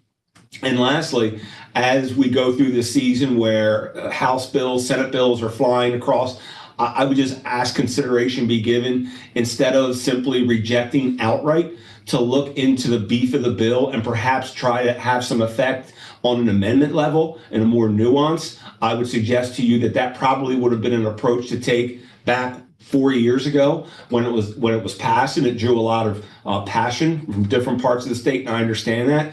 But instead of just outright opposing, saying shut the blueprint down, dig into the bill, talk to us, and perhaps there are some nuanced pieces that some amendments could really go a long way for your Eastern Shore counties. And with that, thank you for the opportunity, everybody. Thank you, Dr. Lawson. This time I'm going to pass to Dr. Salins, Queen Anne's County, to discuss a recently completed beacon study. Yes, good morning, and thank you so much for the opportunity to engage this morning. We are very grateful for that opportunity. Back in 2018, the Business, Economic, and Community Outreach Network, which is a partnership through Salisbury University, completed a beacon report for us. I think Mr. Taylor and I are probably the only two superintendents on the call that recalled that report and were part of that. We reached out to them to update, so we have a new one. 2024 just came out in December. We encourage you to walk through that. We can all agree, I'm sure, that well-educated and trainable workforce drives each one of our individual county economic developments in many ways. Some of those things are just an overall enhancement to the quality of life, a sense of a well-being for our parents to know what great educational opportunities their students have, increased property values, greater productivity in our local businesses. These transfer into higher real property values as well as tax revenues, and that also reduce overall healthcare. You have savings there, as well as reduction of crime and welfare. So education is indeed, as we all can agree, a very valuable resource for our communities. And I think once you read through the report, you'll agree that we indeed have a huge impact on the economic development and well-being of the shore. So thank you. Chairman Adams, at this time, we welcome any questions from the delegation, and we thank you for your time to be here today. Okay, and we will make time for questions. This is a very important subject, and I will say Dr. Stauffer and the Board of Education invited the Wacomico County delegation to meet, and I don't know that I have gotten that kind of invitation in the past, which sort of signals the importance of the subject and the fact that we need some positive momentum on a lot of different fronts, but not least of which, how about if I pass the microphone to our first question, Senator Carozza. Thank you, Chair Adams, and I want to thank all the local school superintendents on the Eastern Shore. Your leadership's incredible, and what you're doing on the front lines in implementation of the blueprint. I need to give a special shout out to my home county, Worcester County Superintendent Lou Taylor, on his recent announcement that, I'm not going to use the R word, retired, but that he is wrapping up his one adventure, but to publicly thank him for his years of commitment in the Worcester County public school system, where he is actually a product of the system. So I want to get right to the point. The recommendations that the superintendents have come up with are exceptional. I have never seen a piece of work this thorough, where you literally went through pillar by pillar. You identified the issue and the challenge, but then came up with solutions and did so in priority order. And as a result, as you mentioned, now we're at the point where some of those recommendations are literally being pulled out and being put into legislation. I think where I am right now, and I guess, kind of my question to maybe SMAC as an organization, at the leadership level, and Dr. Lawson, I appreciate you're also very good at strategy as well. It's, I think on the Senate side, in our committee, the superintendents, have a strong voice, and I can tell you that, you will receive a fair hearing on your recommendations. We are picking up that on the House side, there may be more resistance to making any type of changes, and I see Delegate Grice's hand up, and he can address that. So I think to your point that the narrowing in and the prioritization of especially the recommendations where both the superintendents, the boards of education, and MACo, the counties, are on the same page, that's a very strong coalition. So I know that you've already kind of gone through and weeded through, but I guess I'm asking you, of everything you just laid out with those 5 pillars, have you narrowed it down even more to maybe those top recommendations where all 3 of those organizations agree, where we have strength in numbers that we could really push on? So throwing that out to you, and also just reminding you, I always have an open door to all of you on these priorities. Senator Carozza, we appreciate the suggestion. We are in the middle of doing that work through PZAM as well through our legislative committee, and we'll continue to work to refine. We do appreciate the support of you and others as we work through this work. I also appreciate you leading facilitating the session at MACo and supporting the effort of understanding that there needs to be local nuance and local control available to all the school systems as we move through this. So we appreciate your support, and we'll continue to refine that strategy to see common sense changes happen.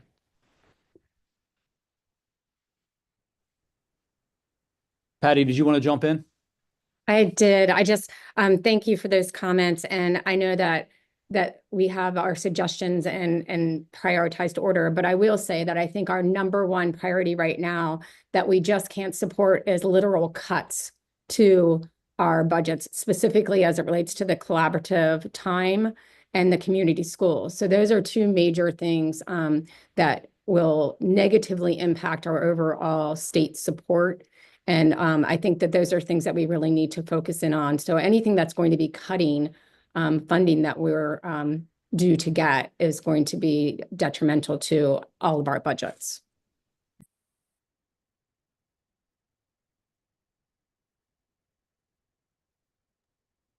Delegate Grice. Thank you, Mr. Chairman. And I just wanted to, first of all, comment. I think I can speak for most of us on the Eastern Shore delegation. I don't know that any of us want to scrap the blueprint at all. I think that moving forward for most of us, we don't look at parts of the blueprint, that where we can find savings. For example, the bill that I have in this year just takes, the mandate, that 3-year-old pre-K mandate off of your backs.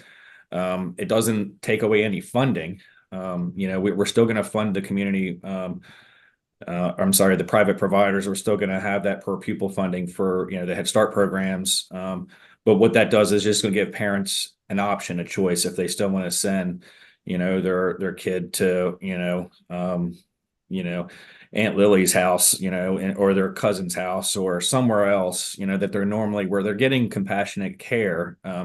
They just don't have to pay their staff $60,000 a year and go out and get, a college education in order to provide, that service for a 3-year-old.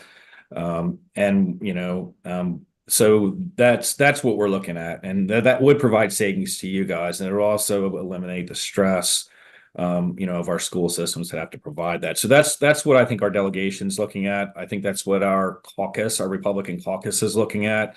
We certainly don't want to just scrap the entire program. I think that would be irresponsible to do that. But Dr. Simmons, you and I talked about a couple of different things. I've been in a classroom for, every year, substituting in Caroline County. And one of the things, or a couple of things that I learned, I guess my first question is, with the huge influx of our immigrant population, the last class that I was in, it was Calculus 1, Calculus 2 at North Carolina High School. And I would say almost probably 2/3 of the students didn't speak English. And for them to have to pass, the standardized testing, it's not fair to the student, it's not fair to that teacher, and it's not fair to your systems. to have them do that because they have a huge communication background. So I guess my question is, why isn't anybody really talking about that? And then two, I know we're focusing on, elevating, the students who need the most help. But we're for our society to function in regards to finding doctors, to find advanced engineers, we need to challenge our brightest kids as well. And I don't know that the blueprint does that. So that's another conversation that I'm not hearing very much. So can somebody just comment on those two things? I think those are two huge opportunities that I guess our public school system should probably address. And I just don't see us doing it. If I could take a stab at that, Delegate Grice, thank you. First is there is a prescribed amount of time that a student, a non-English speaker, can be exempted from the high stakes testing. And I believe that comes through the United States Department of Education. And I want to say it's 2 to 3 years. So once a child has been in the system 2 to 3 years, that point, they start taking the high stakes tests. Particularly challenging when you have a student that doesn't speak English at all when they come in. They are not going to master English to the extent that they can be successful on one of these literacy tests. You tend to see more success in math than you do literacy. The second piece about not enough funding, that's something that myself, Scott Smith from St. Mary's County, and the Anne Arundel superintendent had an opportunity to speak with the state superintendent. And what we call that is there is an inadequate amount of foundation funding to support the blueprint. So if you have a child that is not special ed, that is not from poverty, and is not a non-English speaker, that child's probably getting right around $9,000 per child. And so that if you had a school full of just those students, you wouldn't have enough money to operate a school. And that's something I know, I see a lot of head nodding from my colleagues. That's something that we know, and your point is spot on. We are seeing huge class size increases because of that very dynamic. So I appreciate you recognizing that.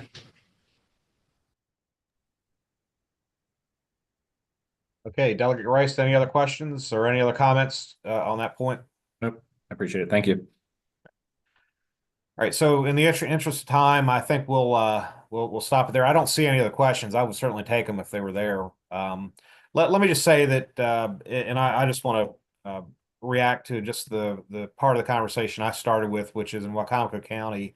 I can't remember the last time a delegation was invited to an hour or better meeting to go over county issues, and so we're getting much of the same message here. So 2 points. One, we're receiving this information and we understand the difficulties, both budget and on IAC, how that's changing, how you get things accomplished from capital project standpoint. But I also think it reflects the reality of our budget situation, where the state of Maryland has to develop where the priorities are and where we can best spend money. So when we're hearing from our superintendents that there are different things that need to happen, to echo Delegate Rice's point, that's where the opportunity lies, is to say, what can we do differently or better with scarce resources? I'll leave you with this. Delegate Rice sent me and others what's going on with the state passing sort of these unfunded mandates down to the counties. At the same time, the counties are trying to fund their responsibilities, and that's alarming, because that reminds me of what was going on 12, 14 years ago, not because I was in office, because rather that's how the state was balancing the budget. It was frankly against the interests of the rural parts of our state. The teacher pension liability just being one example of many, HUR revenues to the counties for roads. So we've got to make sure that this message that you're sharing is reinforced here in Annapolis, and I know we'll do that, and we appreciate the education and understanding that we need to have to advocate on your interest in Annapolis. So with that being said, thank you for being with us today, and we will part ways now. Thank you. Okay, next up, we have community action agencies. Good morning. Thank you for your patience, and look forward to hearing from your update. Good morning, Mr. Chair, and to all of our delegation and Eastern Shore partners here today. I'm Michelle Nichols. I'm the Program Director for our Community Action Division here at Delmarva Community Services. I'm here today on behalf of our President and CEO, Andy Hollis, who's unable to join us today. Very briefly, we're just happy to be here, and we appreciate the support of our Eastern Shore delegation in assisting us to meet our various needs. And we certainly understand the fiscal challenges of our state and our federal government and are committed to being good stewards of every dollar that we receive. We know these are challenging times, and in particular for our low and moderate income individuals and families. Delegate Sample Hughes highlighted one particular issue that we're experiencing, and that is the rising energy costs. And many of our families are just in jeopardy of electric service disconnects because they simply just cannot pay the enormous electric bills that they're seeing. We're also experiencing a significant increase in our homeless population across the region. And we are working here in Dorchester County cooperatively with our city, county, and community partners to try to develop a sustainable plan to address homelessness in our area. It's important to note that while there are those who are chronically homeless, we consistently see working families who simply do not make a living wage and are unable to find affordable housing. And finally, reduced state funding in our senior program has presented a challenge to us as well to sustain programming. We have been successful in securing funding to provide an additional day of service through our private donors and other funders within the region for Dorchester County seniors. And we began that third day of programming at the beginning of this calendar year. The senior program, as a result, has more than doubled with the current 3 days of services we're providing. So we're excited about that. We know the challenges are great and they will likely grow, yet we're committed to the people that we serve each and every day. The challenges are not unique to DCS, and I know my community action colleagues who are here today will share some of the other challenges that we face as an association. And so in the interest of time, I'm going to close out and just thank you for allowing me to share this morning.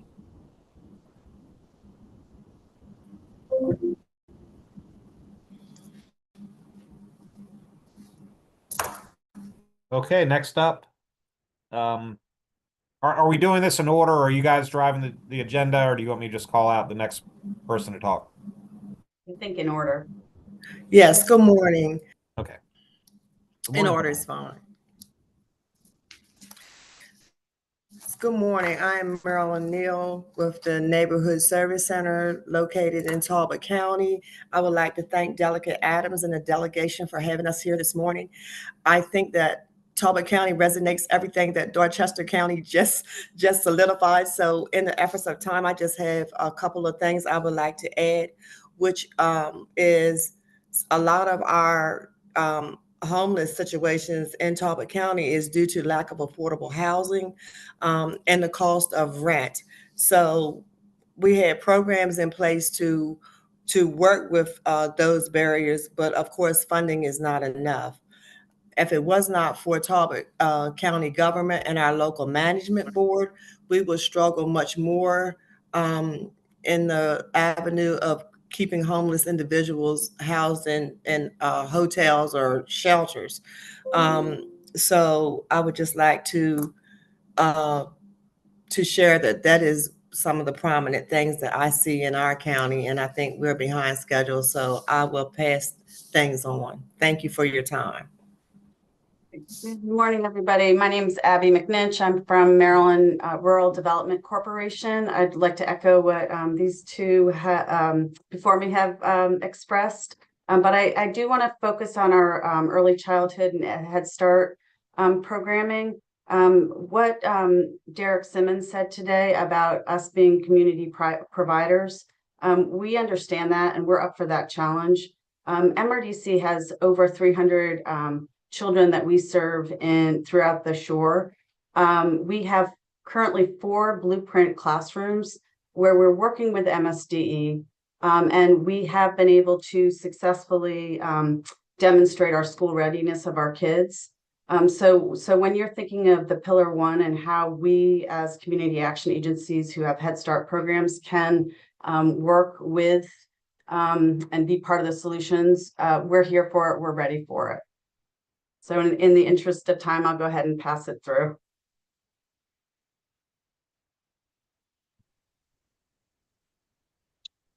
Okay, Dr. Tyrone Chase, you're next.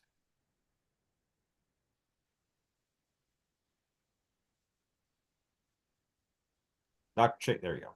Good morning, everyone. And again, thank you for allowing us to have this opportunity to speak with you as it relates to the work that we do in community action. My name is Tyrone Chase, and I am the Executive Director of Shore Up Incorporated, where our headquarter office is located in Salisbury, Maryland. We provide services basically throughout the Eastern Shore of Maryland. We are the designated community action agency for Wacomico, Worcester, Somerset, and also Queen Anne's County. However, we do provide services also in Dorchester, Talbot, as it relates to our Head Start and Early Head Start programs. We serve about roughly 16,000 to, about 5,600 individuals throughout the service area. The biggest portion of our service or our customers is through the Maryland Energy Assistance Program. We also have transportation, housing preservation, weatherization assistance program, the child and adult care food program, CACFP. We have rental properties, the Red Village, 202 housing for the elderly, and also 515 multifamily.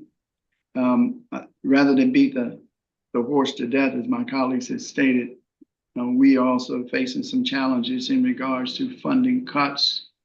And with those funding cuts, it's very difficult for us to provide all the services or many of the services that our clients wish to have. If the cuts continue or having these cuts, it really impact not only the customers that we serve, but also their families as well as the communities.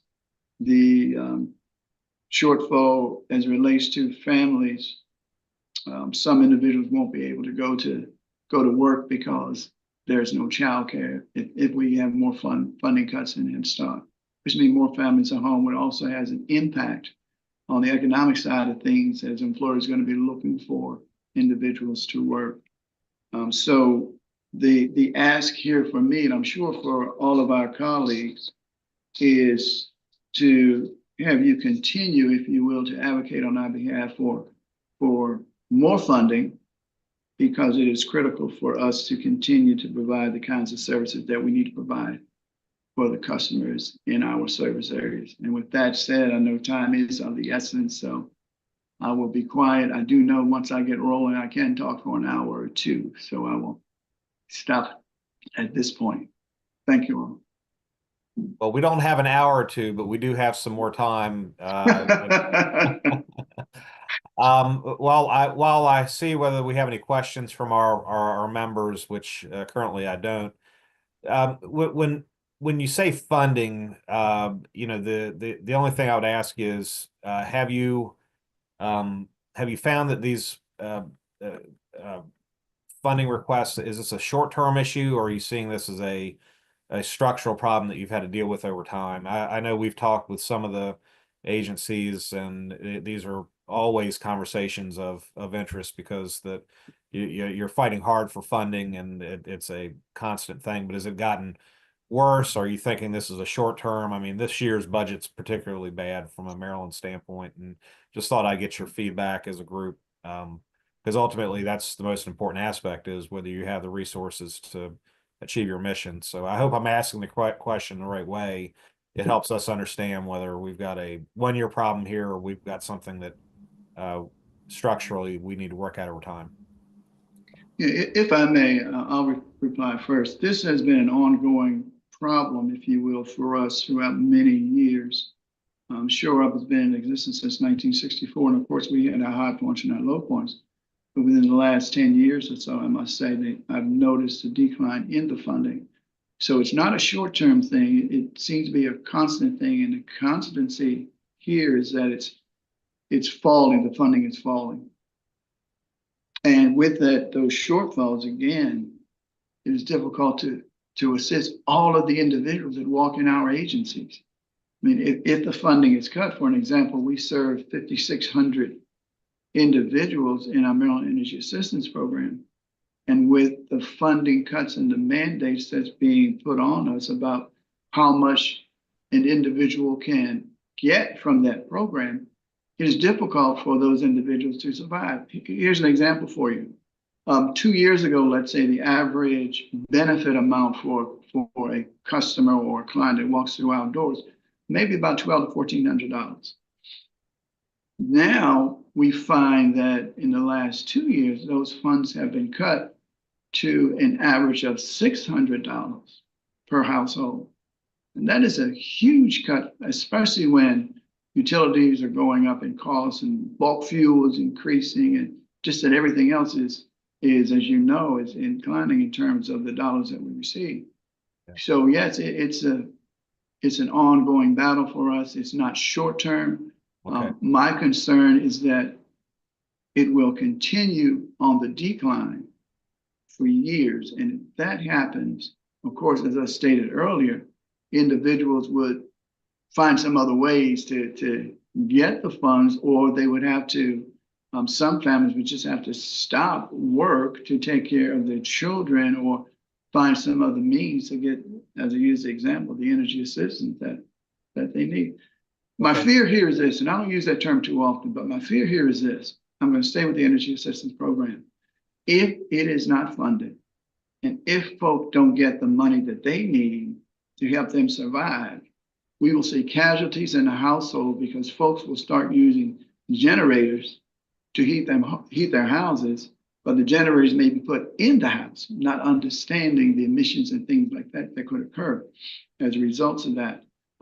Individuals may be tapping into their neighbors for electric, which could also be a problem. So my fear, and I use that term seriously, my fear is that we may find that we have more casualties than we want in terms of individuals dying because the funding is not there for us to assist them. With that, I'll be quiet and I'll yield to my colleagues. Okay. Senator Mounts. Real quickly, thank you, Mr. Chairman. And I just wanted to touch base with all the representatives here, because I actually got involved in something this past week for energy assistance funding and trying to find energy assistance funding. And apparently the feedback was to the action agency that they shouldn't be contacting their legislators about things like additional funding and funding problems. And that's completely inappropriate. And so I don't know if any of you are contacting, if any of the legislators are contacting the agencies on your behalf, and the agencies go to you and say, don't contact your legislators. We're very mindful of your relationship with the agencies and things like that, and we don't want to jeopardize that. But at the same time, you have every right and every access to all your representatives. And if anyone in state government or any of these agencies, if you get the sense that you're being told not to contact your legislator, please let us know. Don't engage them. And that's just something that shouldn't happen. So, and specifically Maryland, just so you know, I've gone back to the secretary and the governor's office and shared my thoughts, and they've reinforced this, that there's no reason that a community agency shouldn't be able to contact their legislator. So that's a real problem if we're kind of getting that type of blowback. And if you hear about it, please let us know. And if none of the others in the delegation have been involved in anything like that and you want to contact me, by all means, please feel free to, because you should have unfettered access to your state representatives. That's our job. We're there for you. There aren't easy answers to all this, but there's no problem in asking for a question or saying, hey, we've got a problem, which is all that happened in my instance. And it turned into almost a case of what seemed to be almost potential like retribution for asking the question, do we have any extra funds? I don't know if anybody on this call has experienced that. If you have, I just wanted to share that with you and share my experience with you, so you're not feeling like you can't contact us or talk to us. Okay, last question, and Senator Mounts, thank you for that. And you're right, it's our job up here to advocate. I'm sorry to hear that testimony, honestly. Delegate Grice.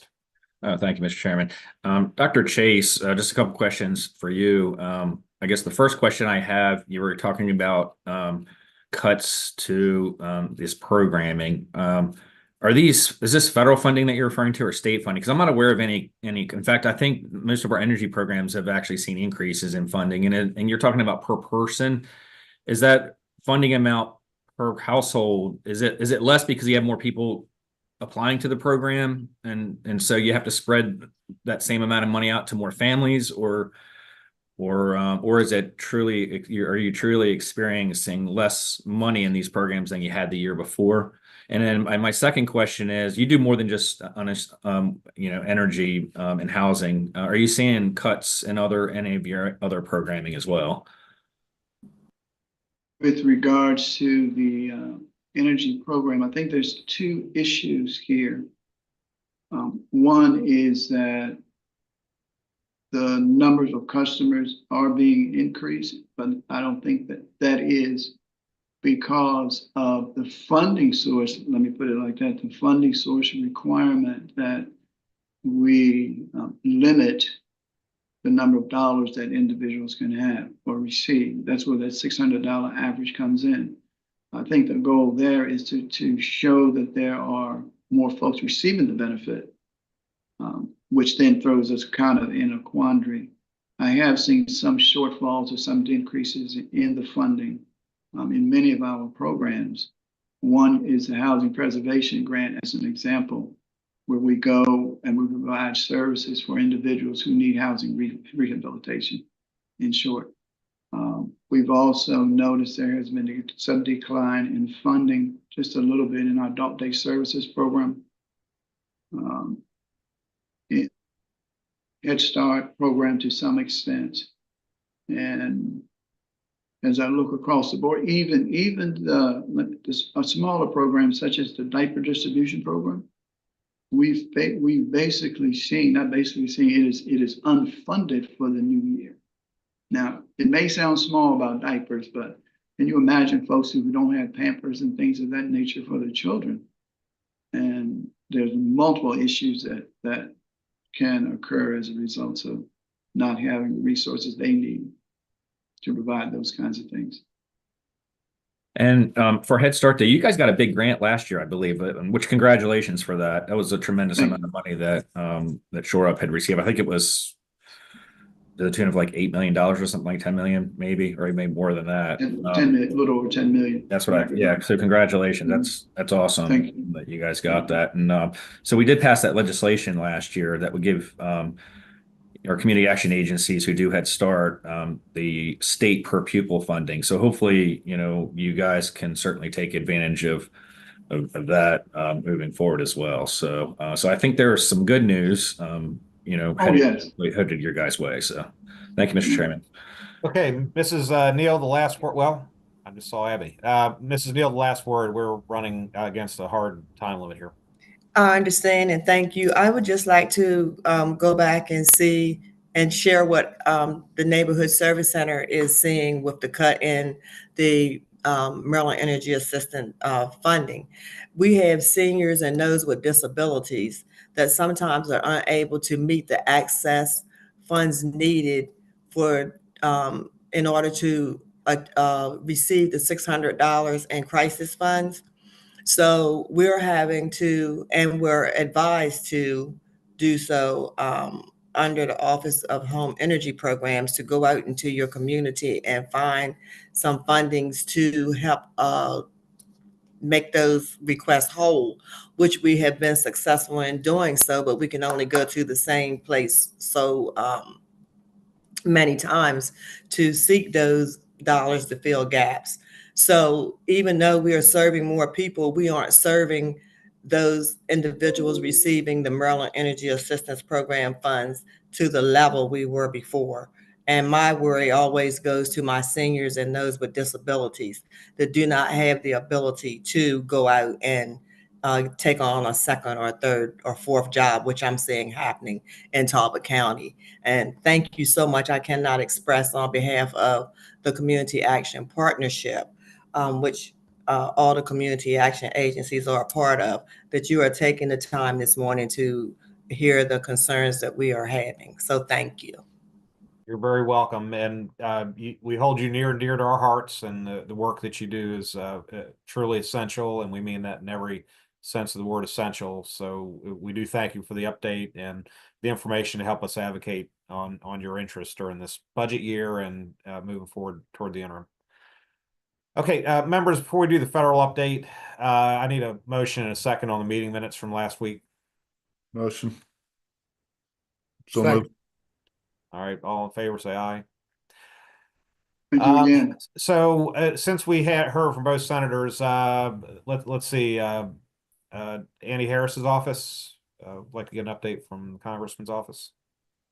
Yeah, this is Jackie. Good morning, everyone. Thank you so much for having me this morning.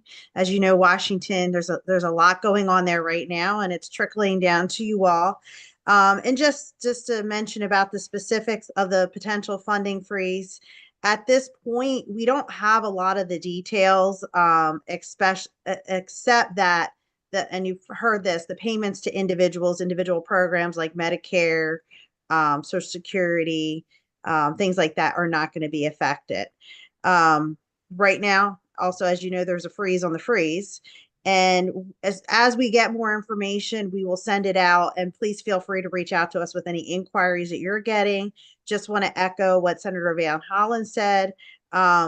As you get inquiries into your office, if it's about a specific grant program, you might have a farmer reach out to you and say, hey, we're supposed to be getting this money. We're making plans around it. Is this going to be effective? Please reach out to our office and we'll submit an inquiry for that and do further investigation. As far as the federal employee issue goes, we are currently referring people back to their HR office for their own agency for guidance, because even though it's kind of like a blanket proposal, each agency does differ. So the guidance they would request might be clarification on back to work dates, special requests for accommodations and stuff like that. But again, we can reach out to OPM if you have specific inquiries about that. Please forward them to our office and we'll contact OPM to try and get some clarification on that.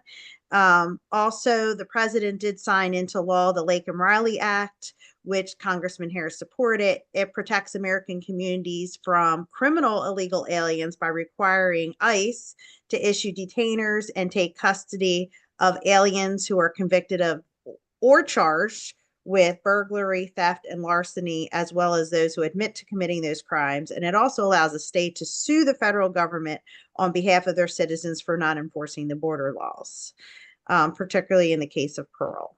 So that's all I have from our office this morning. Unless anybody has questions, I can follow up with. Alyssa, if you have anything pressing, I guess I could give you the floor. I just was suggesting that the senators have given us the full update, but go ahead if you have anything real quick. Oh, thank you, Mr. Chair. Nothing further. Thanks. Okay. All right, members, I need a motion to adjourn in a second unless there's something for the good of the order. So moved.